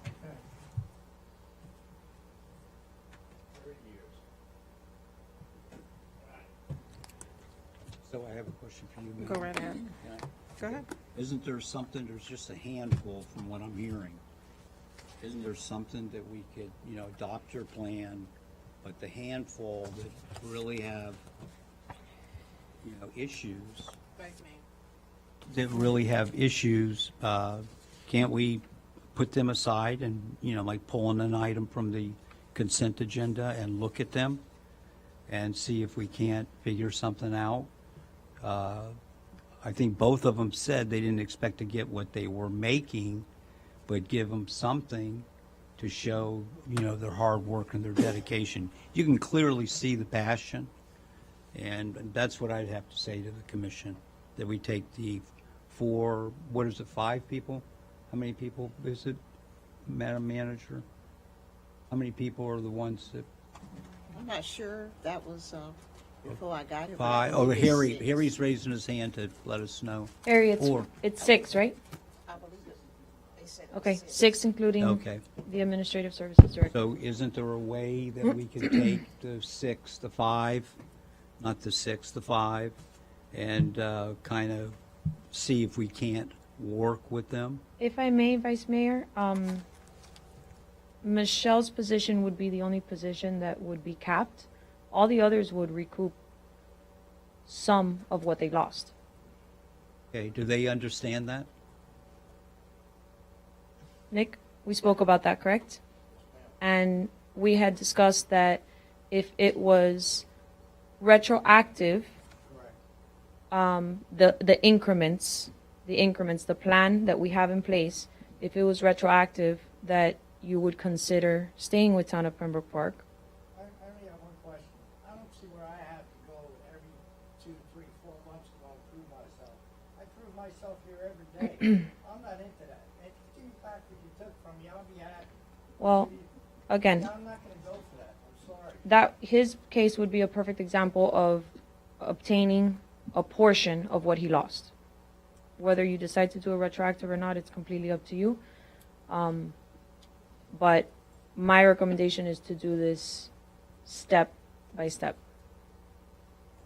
I think that the employees have to earn it, and I'm not questioning anybody's performance right now. I think that the organizational culture that exists warrants performance evaluations on a regular basis and consistent communication between the management and the staff, which has been lacking for a very, very long time. Ms. Menegazzo, is there anything that if I may, Madam Mayor, if the plan is adopted as presented, is there anything precluding the commission from deciding at a future point if they want to work with an individual staff member and? Absolutely not. So this is a living, breathing document. And it's very important for everyone to understand that. Job descriptions can change every day. Like Michelle was saying, you take on additional responsibilities, especially in a small town. So this is a living, breathing document. And yes, if there is one specific case that we would like to change, we can. And this document should serve as a foundation because we should do this every Wrote in there 2 years. 2 years. It would be painful to do this every year. So every 2 years. But thank you for bringing that up. So I haven't done a comparison of the old to the new from the first report to the second report to the third report, but I know that we did say that whatever was adopted by the third report, everyone would live with it. Can't hear you. Really? Louder. Okay. Okay, so what I said was, I know that when we did the first, like I said, I haven't done a comparison between the first report, the second report, and the third report to know, where things were moving around and everything like that. I know we said that whatever came out of the third report is what we would be moving forward with. We have to move forward on this. I know that currently what the budget is what it is, and that we're already pulling $700,000 out of the reserve to balance the budget. And I don't know if these couldn't have possibly been taken into account with the budget because it wasn't available to take into account with the budget. And I know that right now we're even having an issue with finding $1,200 to pay for the insurance or the pension. So I don't know what's going to happen as far as what's going to happen with the budget. I would like to move forward in adopting this and then working with the finance director to see what's going to happen even with the 90-day increments, because I have no idea what's going to happen with the budget with the 90-day increments, seeing as how it wasn't budgeted. And I know we're going to have a problem. But I don't know where the rest of you guys are. I just know I want to kind of get something moving. Well, yeah, so if we have a motion, and then we can see where everyone else is at. Yeah, so I don't know if there's any more comments or anything. And then Harry, you have some work to do. What are you making a motion? I was just going to make the motion to adopt. Work with Harry. Okay, so you're adopting the compensation plan and the organizational chart? Yes. Oh, wait, there was a resolution for it, wasn't there?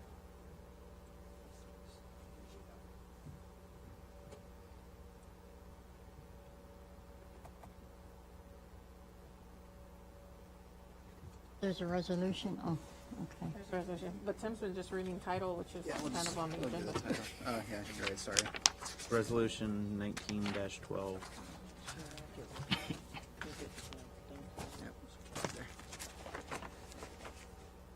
Be a resolution by title only, resolution of the Town Commission of the Town of Pembroke Park, Florida, approving and accepting the salary study and recommended compensation plan prepared by Legum HR, authorizing and directing the town staff to implement the terms and conditions of the salary study and recommended compensation plan, providing for severability, superseding conflicting resolutions, and providing an effective date. Yeah, make your motion again. I make a motion to accept the resolution. That's right. I'll second. Discussion. Okay. Okay, so what I would still like to see, just to express it, is that it's not cast in stone, as you said, that it would be flexible, it would be possible to come back at a later time and adjust wages. So, Saying yes. Every 2 years, she said it. yeah, but I'm just putting it on the record, that's all. For myself, that's all, Madam Mayor. Any other discussion? Get a second, Roll call? Motion by Clerk Commissioner Jacobs, seconded by Commissioner Cohen. Commissioner Cohen? yes. Commissioner DeVille? Yes. Clerk Commissioner Jacobs? Yes. Vice Mayor Clark? Yes. Mayor Muhammad? Yes. Okay, anything else on this? Thank you. Now we get to go back to third page. And which sorry, is so where I'd just like to say, so Mr. Tisi, if if you would like to follow up, certainly speak to Ms. Menegazzo or the town manager if you'd like to, have certain considerations taken into account, and, they can, come up with something with you, and if it gets to that point, present something to the commission, for them to consider. The only thing I don't want you guys just to be fair with me, man. I do everything here. Absolutely. There anything I don't do here, and you all know it. We know that, Nick. I work my ass off from the time I come in at 6 o'clock in the morning to the time I leave at 3:30 in the afternoon. And then when I get called and come back, I work, okay? I've been loyal and dedicated to this town. And I haven't taken up credit. I just want y'all to treat me with respect and pay me for what I do and what I know. Okay, that's all I'm asking. Just be fair. That's all I'm asking. That's it. All right? And I just want to, Yolanda, I just want to state for the record that those who are, because you said it was one, right? The caps are that they will be able to still get their cost of living increase, but they will not go anywhere else up the ladder other than the cost of living. It'll be capped, right? It's capped at that, Okay. plus they're able to get the cost of living increases. Okay, so I just wanted to state that for the record. Okay, so we have to move back to 11B. 11 what? 11B, request for proposals, the RFPs. For the auditing services one, if you turn to page 13, I put copies on your desk.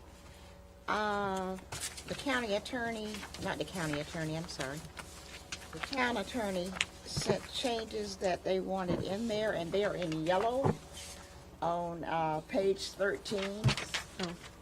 It's one on your desk, Commissioner. And if you turn to page 13, it was the evaluation of the bids.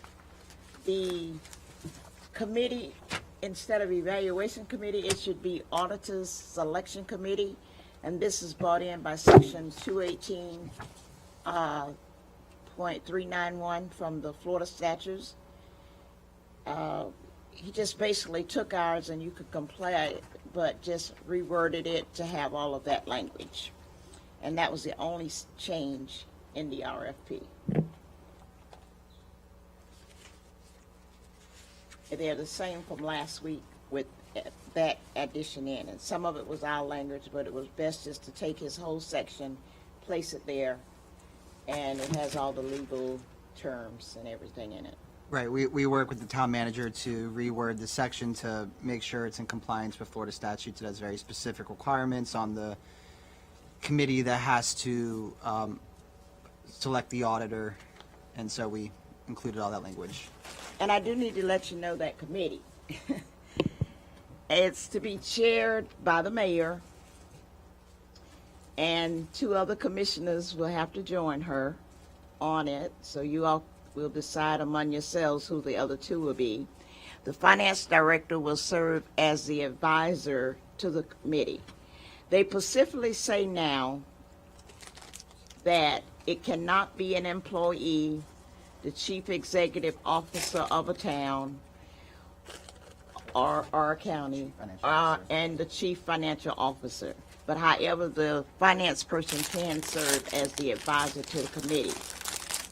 They have specifics that who they wanted on the committee, and that's why now it cannot be a staff person. For whatever reason, the legislature voted that in this past time to make that change. But the mayor has to serve as the chair over the committee. Good thing you checked. Good thing they checked. Yeah. So that's it, and The only last comment I'd have on the RFP is, just in one last review, is seeing that it has a release date of tomorrow. Typically, we publicly advertise in the newspaper. I don't think we'd have sufficient time to get the ad out for a release for tomorrow. So the only suggestion I may have is to push it back a few days just to allow us to advertise it. Or maybe a Friday or Sunday release. So I know we need to move forward. is it possible for us to have it posted and still advertise, but if we put it out tomorrow to get it, Demand Star, yeah, I think, Mayor, you said we still have a contract with Demand Star? What? Two people saying something. I don't know. Miriam, I can't hear you. Come on, you all, we need to move. Because if we can put it out on Demand Star, then that would meet that, and then we still want to advertise it in the paper. Yeah, the release date and the advertising can go concurrent. Okay. Yeah. Okay. No problem. So if that's the In Demand case, we could put it on Demand Star tomorrow, and then still, we want to advertise it anyway. We'll request the advertisement Yeah. tomorrow. Okay. Okay. And the ad already done up for you, if you look back there. Okay. Yeah, because we definitely need to move forward on this. All of The fact that, no, this, especially because Okay. the audit usually Why sends is the it- letter, no, the auditors usually send their letter out in November, and they're usually doing their first field visit in January. That's right. And so we're gonna be behind the 8 ball again, going into next year for the next audit because of the fact that, But no, the dates we have on it, they're very tight. And we would get our first, Harry, would you come speak to that? But we have it where March. But it's very critical that we get it out tonight because we have it where they will bring it to us in March to bring to you. And then we'll be back on schedule for this year. Yeah, just to further add what the town manager was saying, the timeline that you see there was put together based on the scheduled commission meetings, workshops and meetings for you guys to be able to see it and approve it, so that we could have it filed with the state before the March 31st deadline. So I think the commission date, I think, is March 18th, is the date I think we're looking for your approval on it. Is based, I think it's on the bid. So that gives us 2 weeks to file it with the state and all the respective agencies. wait, I'm confused. You said, where are you at with the timeline on here? What page? I don't have the document in front of me. Okay, here we go. Look at the,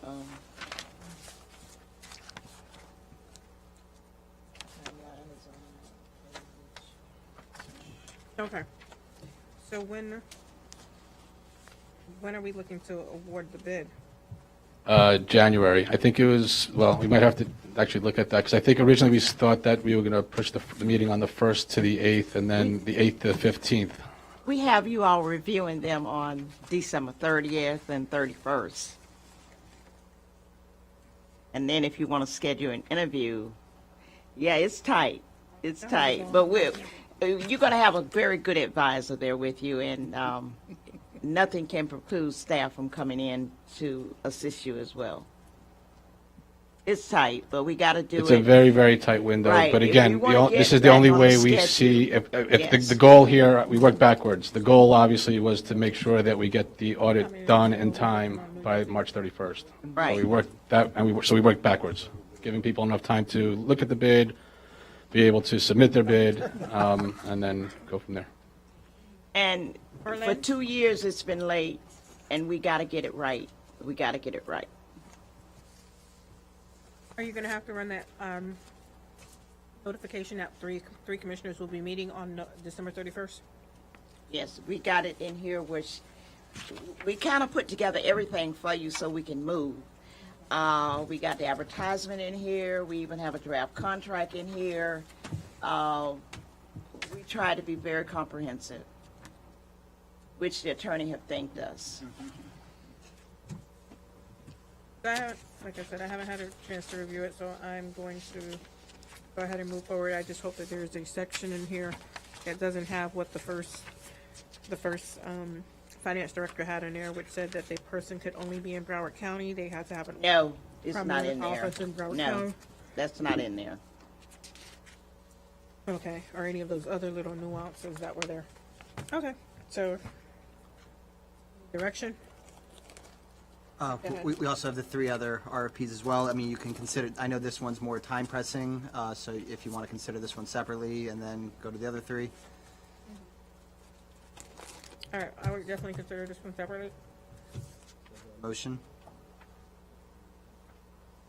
Okay, so I move that we separate and we put out for an RFP, Town of Pembroke Park request for proposal, RFP auditing services, bid package, RFP number 20-02. Does that suffice? Is there a second? I'll second. Discussion? Roll call? So motion by Vice Mayor Clark, seconded by Commissioner Cohen. Commissioner Cohen? Yes. Commissioner DeVille? Yes. Drug Commissioner Jacobs? Yes. Vice Mayor Clark? Yes. Mayor Mahoney? Yes. Number 2, RFP 2003 for Town Attorney Services. Yes. The change was made on page, hold on. That one, I have to go on the computer. That referred to the 5 commissioners. Let me go, so can I get to it? And that change was made. That was the only change last week, and that change has been made in all 3.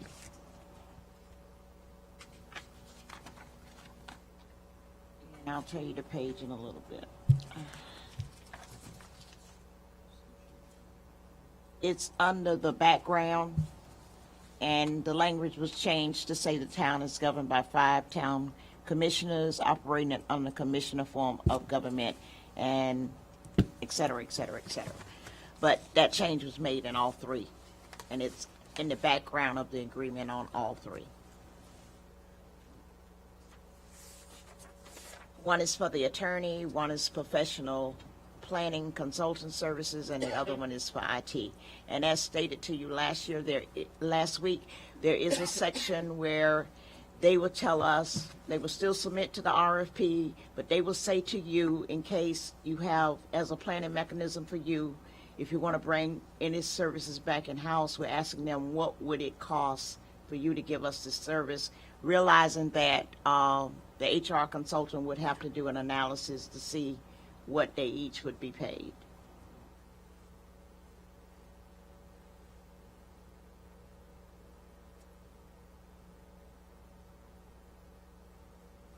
Any questions?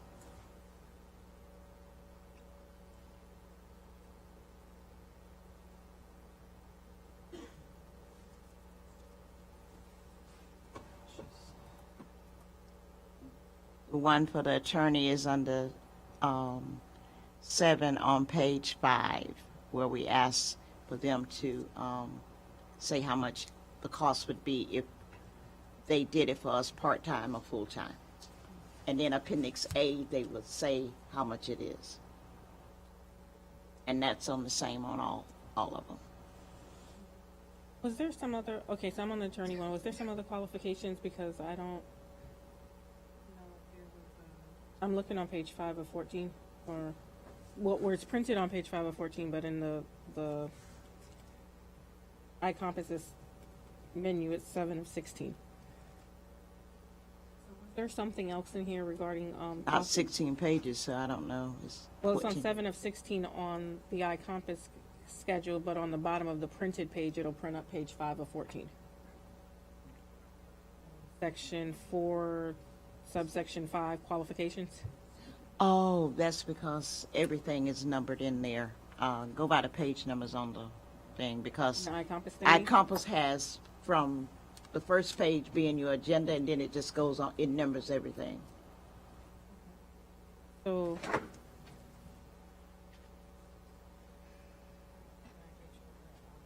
I just want to know if there was other qualifications somewhere, other than,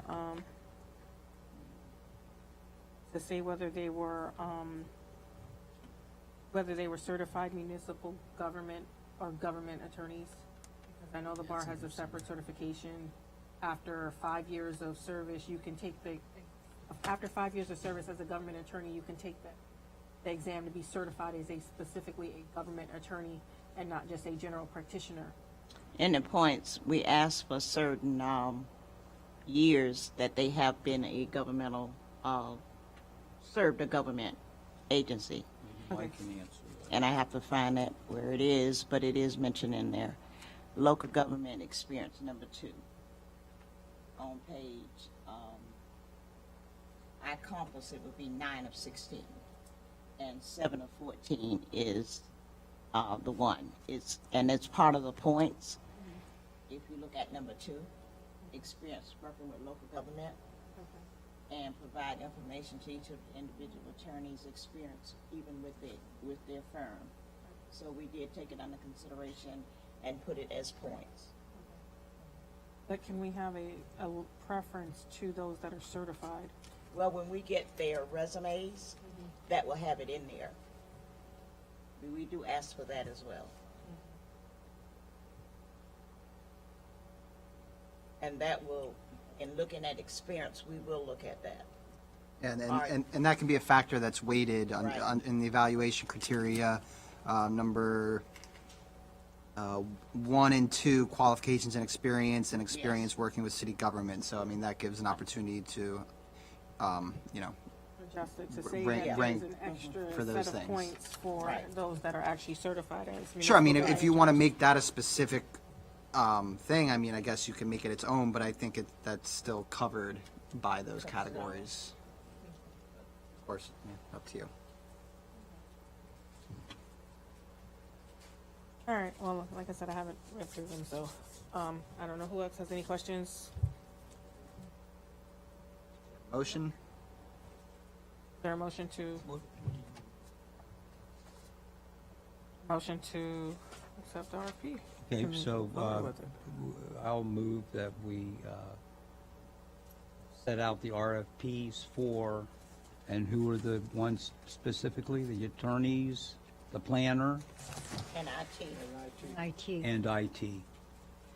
And realizing that this also put us on track with OIG's requirement that we advertise our RFPs. We have a second? I'll second. Discussion, what's the timeline on these? Because I know these aren't under as much of a time constraint as the They're auditing due- services. Let me go to the front page, January 13th, 2020. But we may have to go and adjust the dates now. Well, it'll be okay, because the meeting is gonna be the 8th. Yes. And they'll be released after that. We could we could probably even move it up now. We were going on, based on, maybe you were moving the meeting to the 15th, so we'll go back and look at these dates. I think these dates are probably okay. Giving about a month is probably a nice amount of time. You don't really want to shorten it too much more than that. Oh, no, I didn't want to shorten it. I would kind of expand it because most people aren't going to really be wanting to kind of do RFP answers over the Christmas holiday. And most people are traveling. 2020. Yeah, I know, but I'm just saying most people are going to be traveling with their kids for the holidays and usually back until the beginning of the year. So that's why I just want to make sure that we're able to open them up so that more people can respond to it. Okay. Is what would be my suggestion. Just because I know once those kids get out of school on the 18th, most people are out of here until school starts back up. So that's why I would make the suggestion of opening it up longer. But that's up to the commission. Well, give us a suggestion. We can. I would open them up for Reasonable. 45 days. So At least who's going to 45 days? project the dates? Or, If I would you just all bring it give back us to two, February. We can count it up and, because that would put it being February when they were due. If you want us to, we can. Well, you got to open it up to a market. So I agree with the mayor. Let's open it up further. So go, what did Yeah, you say, open it till 45 February. days? What- Till February. Till February. He's counting.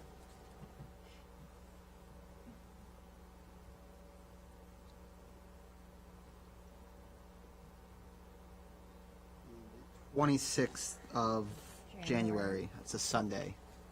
So we Monday, could move it to 27th? February. Okay. And it'll give you more than 45 days. And maybe you just clean end of January, January 31st to Friday. Sounds good. I'll change all dates then.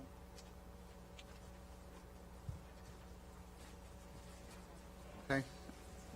Roll call. So motion made by Vice Mayor Clark, seconded by Commissioner Cohen. Commissioner Cohen? Yes. Commissioner DeVille? Yes. Or Commissioner Jacobs? Yes. Vice Mayor Clark? Yes. Mayor Mohammed? Yes. Okay, so number 11C, interim deputy. Sorry, Mayor. I think we need to amend the motion to state, to give the town manager direction to extend the period to 45 days. Okay, so I'll make an amendment to my motion I'll second it. Oops, can you? to 45 For days. the 45 To days. 45 days, and the date would be approximately when? Sorry, yeah, it's not 45 days. It's extending to January 31st for submission. I amend to extend to January 31st, 2020. I'll second. A motion by Vice Mayor Clark, seconded by Commissioner Cohen. Commissioner Cohen? Yes. Commissioner DeVille? Yes. Commissioner Jacobs? Yes. Vice Mayor Clark? Yes. Mayor Mohammed? Yes. Number 11C, a resolution of the town, commission of the town of Pembroke Park, Florida, authorizing the town to make and enter into an independent contract agreement with Marlene Martell for interim deputy town clerk services, authorizing and directing the mayor and the town officials to execute and deliver said agreement for and behalf of the town, superseding conflicting resolutions and providing an effective date. So motion to adopt Oh, is what I would and I'll say. second.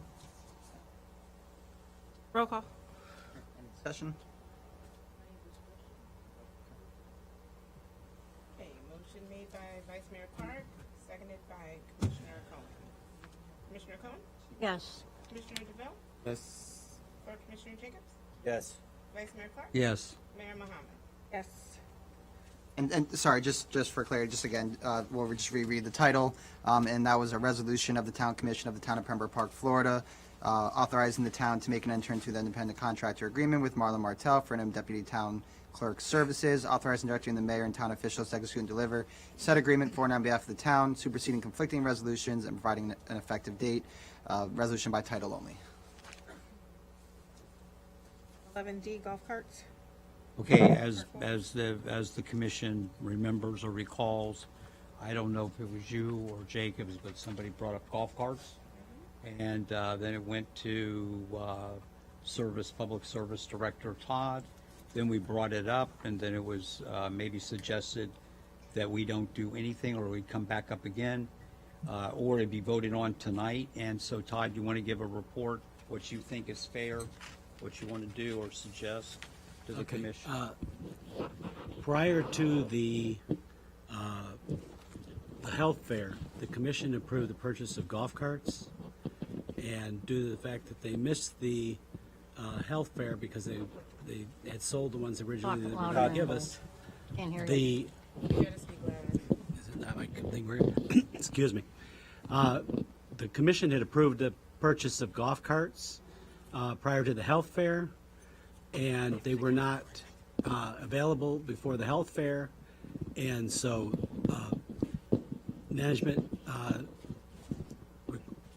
decided or discussed the possibility of not purchasing the golf carts and using the money elsewhere, such as repairs to the air conditioning or other things that they might want to do. And so I thought it prudent to come back before the commission to determine direction on this because we either have to purchase them or we have to get commission to cancel the purchase. And the I think at least one of them should be not purchased. You might want to purchase one for the purposes we use it for, or you might not and determine that you'd rather use the money for other purposes, but that's where we're at. And may I speak, Vice Mayor? Well, at the last meeting, I said that I think the money, I don't think golf carts are important right now. I think our AC, I think we should really use that money and worry about it next year. We have no events going on right now. And to rent them, it's really not that expensive. It's cheap. So, right now is, we don't need a golf cart or golf carts. I would like the commission to just go ahead and take that money and use it where we need it. In AC, we needed the AC unit, so let's take it there. I mean, we're really short, Howard. We got to start digging into for different things. So, let's use our heads. I don't think that's an important thing right now, and that's just the way I feel as a commissioner. It's up to the commission, whatever the commission decides, it's fine. Vice Mayor. That's fine with me, I'm You can sorry always about rent that. it, or rent it if you need a golf Or, cart. let's wait till the mayor gets back. She was a big part of this. Commissioner Jacobs, you have anything to say on this? Okay, Ray DeVille? I'm sorry, Yeah, can I just interject? We need to speak a little bit louder. I just want to remind you guys. Okay, we gotta speak loud. What's the rental price again, Todd? I don't know what happened. The last time they rented it for $200 and some a piece. But prior to that, we'd always paid a lot more. I don't know why that was so much cheaper this time. Maybe the price has gone down. Maybe it was a special deal because they were trying to sell us golf carts. I don't know what the reasoning behind it was. But we paid a little over $200 a piece the last time.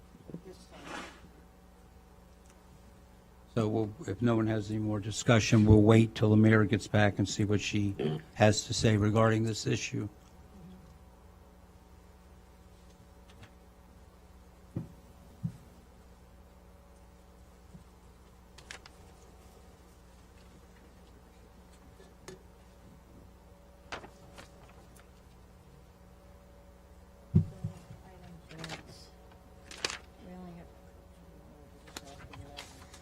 We gotta wrap this meeting up. And you have. You want me to move forward Okay. until she comes back? What's Okay, that? honoring BSO, we did that this morning. It was a beautiful event, and we're pleased to have the BSO out there with us. Number 11, agro. 11E complete. Okay, so what we have to do on that was to get an assessment, and the focal point was asking us to do that. I had mentioned that we would turn that over to Todd, and he said Stephanie, Joy, and Miriam, but it would be up to Todd who you want to get to do the assessment. Right. We're they filling will- out an application. they will- Yeah, staff will fill out the application. We just, we're looking for our final direction to go ahead and Okay, authorize so is it, that okay because with we brought it up everybody? at the workshop. Just fill out an application, and it has to come back in front of the commission ultimately? Okay, so somebody want to make a motion on that? Go ahead, Ray, make the motion. Forgot what to say. I'll entertain a motion that we authorize staff to fill out the application for the focal point. I entertain a motion to allow staff to fill out the application for focal point. Sorry, you make the motion. Make it, yeah, I entertained, you make it. Okay, I make a motion to allow staff to fill out the application for, what is it again? Focal point. Focal point. Anything else? Is there a second? Second. Okay, and that would be Todd Larson, Public Service. Okay, that's said. Call the roll. Oh. I'm going to sit right on my mic. Who seconded it? I did. Commissioner Jacobs. Commissioner Cohen? Yes. Commissioner DeVille? Yes. Clerk Commissioner Jacobs? Yes. Vice Mayor Clark? Yes. Okay, where are we at now? Which one? We completed items 12. I believe now we're on to commission reports. Okay, does anybody have a report? Commissioner DeVille? What is the report? What is the I report? haven't been on there before. No. Whatever issue you want. It's like commissioner Oh, that's comments. like commissioner comments, I suppose. Oh, okay. It's commission, yeah. I it'll have, be your I have comments something. At this point. Okay. Just none at this commissioners' comments, or are you going to Yeah, Ray we'll first? start with Commissioner DeVille. If he has Right, no, anything. no And we report. come right down. Come down the line. None for me. Okay, I just wanted, did we take care of the debris over there on A and B? Did we resolve all that? You approved us to go ahead and do The that. 2,000. Okay, here's the mayor. Okay, Madam Mayor, we kind of jumped around a little bit until you got back regarding golf carts. What was suggested by Todd. We'll bring that back up. Oh. Let's finish this first, and then we'll Okay. come back to that. Okay, If that's okay. yeah, it's fine. Great, thank you. So what do you want? If you would like The to finish your commissioner comments. Oh, I guess I don't have any until somebody triggers a thought. And I'll come back. I mean, You have something to say? you have something to say on commissioner comments. They're calling that, Mission commission reports, item report. 13. Oh, I just thought of something. By that time, you'll think of something. Let's get the RFP out for the town engineer and then go dust off the file where we can contract with engineers, because you know that's been the issue, a problem that we've had here. Okay, good. Can you think of anything? Cohen, you got to think of something. Well, I am going to think of something. I'm just going to let you know that the 23rd, that I will be on vacation. So December, I am going out of town. So, last year was it was crazy. I almost lost my husband. So, you're here today, gone tomorrow. Life is short. But I would like to say to our citizens, I know that the holidays can become very rocky. And I know I've been there. And what kept me going was my faith. And I'm going to tell everyone and the people out there that don't lose your faith. I mean, if you're having difficult times, talk to someone. Don't have things bottle up inside you. But it's just so important that you keep your faith. Because if you don't keep your faith and you don't have the faith, you know what, you have nothing. And then it becomes really rocky. So I'm going to say I wish everybody, send my blessings out to everyone. And if someone needs help, there's a lot of ministers out there. I know a lot of ministers, priests, that you can talk to, or you can call the town. Maybe we can help you, find somebody if you need help and you need somebody to talk to. Because I know that, you get the blues, might have a loved one that you're mourning over, and it's, it becomes very difficult. So, that being said, I wish everybody a nice holiday and many blessings, and my prayers go out to everyone. And all the hard work that everybody has done in this room, and anybody we left out, right? Nobody excluded, except for we're going to question Mike. No, just a little bit. Okay. Happy holidays to everyone. Yeah, happy holidays. All right, so You want to bring back up the Okay. golf cart? So where we were at, Madam Mayor, was the golf carts. So what was suggested? I think she passed on her comments, Mayor Mohammed. Yeah, so I basically, for the commissioner's reports, what I would like to do is thank staff for all their hard work and due diligence on these events that we've just recently had. The employees did a wonderful job, their hard work and dedication to the town in putting the events on, and running around like a chicken with their heads cut off to get all of the supplies and everything that was needed to pull off the events.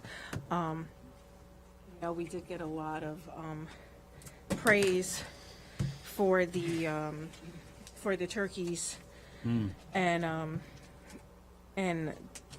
reaching out and going out into the community to distribute those turkeys. The people were very grateful for having received the turkeys and everything. When I tell you they were very appreciative because we had families that, number one, didn't know about the event. And when we took it to the streets, which is what we have to do in our city because of the fact that, one, a lot of people don't read English. And a lot of the flyers were not distributed. A lot of people didn't know about the event, so they were very happy to get the turkeys and things like that. And to be able to help, I'm very grateful for the town for being able to help those families in need, especially during the holidays, because of the fact that a lot of people really don't have. We saw a lot of things that I was in shock. I saw houses that had been subdivided that were 300 square feet with 9 people living in the house that didn't have food. And so, I'm grateful to be in a position to be able to help those people. And it's scary to see, what we're living in this day and age and how unaffordable housing is and how you can fit 9 people in 300 square feet, because that to me was like a shoe closet. But with that being said, I'm very thankful to staff. I'm very appreciative of Stephanie and Chris and Joy and Adrian and just all the staff for being able to help. But I'm especially, I know I drive Joy crazy, because I run her around trying to get the best price humanly possible for things so that we can get the best bang for our buck so that we can help more people. So I appreciate staff is what I'm basically trying to say. I'm thankful for their help for getting these things done and also for the toy giveaway that's coming up. So that would be my report. I have one other thing, starting down this way. Anything triggered? Another comment opportunity? Okay, I just want to ask, where is the contract on the Broward hands-on? Right there, signed. Okay, beautiful. So it goes to Todd. Good job. That's why I stuck it Thank right you, there Madam on Mayor, the. so they could get it. Okay, great. That's all. right there. I'm coming to an end. Okay. I'm turning into a pumpkin in a few minutes. Golf so- carts? Golf carts. Okay, so. Do we have a motion to buy or rent? I'll let her know. Yeah, okay, wait a minute, but what I wanted to make another comment so the mayor Sure. understands. Okay, as you know, there's been a attitude that we cut, and I have no problems doing that, but also in that attitude is that we'll take a little from here, a little from there, and a little from all over. So it's not burdened on one department or one area. So what Todd has come up with, and correct me if I'm wrong, Todd, is that there's 2 golf carts that were approved. Whoop. The mic, please. Oh, man. I was bouncing it off the bottle. Okay, so then the idea was that what Todd suggested, and correct me, Todd, if this isn't how you feel about it, that we would give up 1 golf cart but buy another one. So we would get 1 golf cart, and which one is that? Can you tell the commission what you're thinking? If you give up one instead of 2, give up 1 and keep 1, you would give up the expensive one, the $5,000 one, because we have one that does that purpose, and you would keep only the one for passengers, because it's like $3,800. Okay. Or you could give up both. You just up whatever you want to do, but that would be be compromise. That would be a compromise. And you look at the budget, and we had $5,000 in the pet fair, which we never did. Okay, so there's $5,000 there. Hey, listen, can I tell you? May I? Okay, I'm willing to give that up, but I want you to give up everything for the golf cart, for that AC, because I did say that. Harry, do you want to come up here and comment on this? That's what we're trying to do. We're trying to figure out a I don't way. have a problem. We're Not at all. We're not threatening anybody. No, but I just want to put it Discussing out it. there, because I think the AC is more important than a golf cart. So back to the original thought, what the management was telling us, at least they were telling me that, if everybody gives a little, then we can come up with it, and nobody is totally See, harmed. when it comes to something like that, I'm willing to give it all, because that is very important, an AC unit. Yeah. Not a golf cart. And then another variable, Commissioner Cohen, if I may, Todd is also applying for a grant to get the thing covered. He didn't want to say it. Right. But this is a good time to let the people know that there's also an application out there for a grant to pay for the whole AC unit. Would that be correct, Todd? Yes, I've applied to the legislature for it, and my understanding that it is at the first committee. That looks promising, Madam. But I think. I agree. May I- Safety is number one, absolutely. That's- But it's you could important. also do it by what they're putting out there to us, the rule that they're putting out there, Gina. So how much is in the, I'm sorry, Howard, Vice Mayor, how much is in the, or how much is in the, for the golf carts? I don't know, you have to ask Todd. How much is it? Harry knows, wasn't it like 14,000 or something like that? That high? It was high, but we were I looking- believe so. I think the budget was either 10,000 or 14,000 for the two golf carts. The budget for the golf carts was 14,000. Thank you. Oh, that's what we have in there. Oh, I thought it was only 6. No. We were getting used, golf carts to kind of defer the costs. Could I say something? Please bear in mind, we were hit with several costs tonight. One being the pension fund that we have to put in. That's true. And I gave you the cost of the AC on the back of the report. And the compensation plan, because it came in after the budget. So all I'm saying is just think about all the expense that we were given. That 14,000 can really help your pension plan. And if we get, And the 5,000 from the pet fair. yeah, and that would really help, yeah. That's a better, Vice Mayor. that's up to the mayor. Do the microphone. It's up to me. Well, you brought it, it was your issue. I saw your name on it, and you were discussing it. It's all our issues. Commissioners, So- I'm sorry, it's 11:30. Yeah. Are we going to move forward on this one way or another? So what does anybody want to do? Go ahead and make the motions, and whatever the commission says, we live with it. So, If you want to wait on. Can we table this for next month? Yeah. Okay, let's table it. Let's see if we can't look at the budget and come up with something.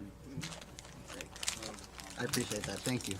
What else do you have? Oh, Madam, what else is there? Want to do the commissioner comments? I think so. Attorney report, We have no comments at this time. town manager's report. I know you handed that out. Thing I have to say is, I did get a call from the auditor today.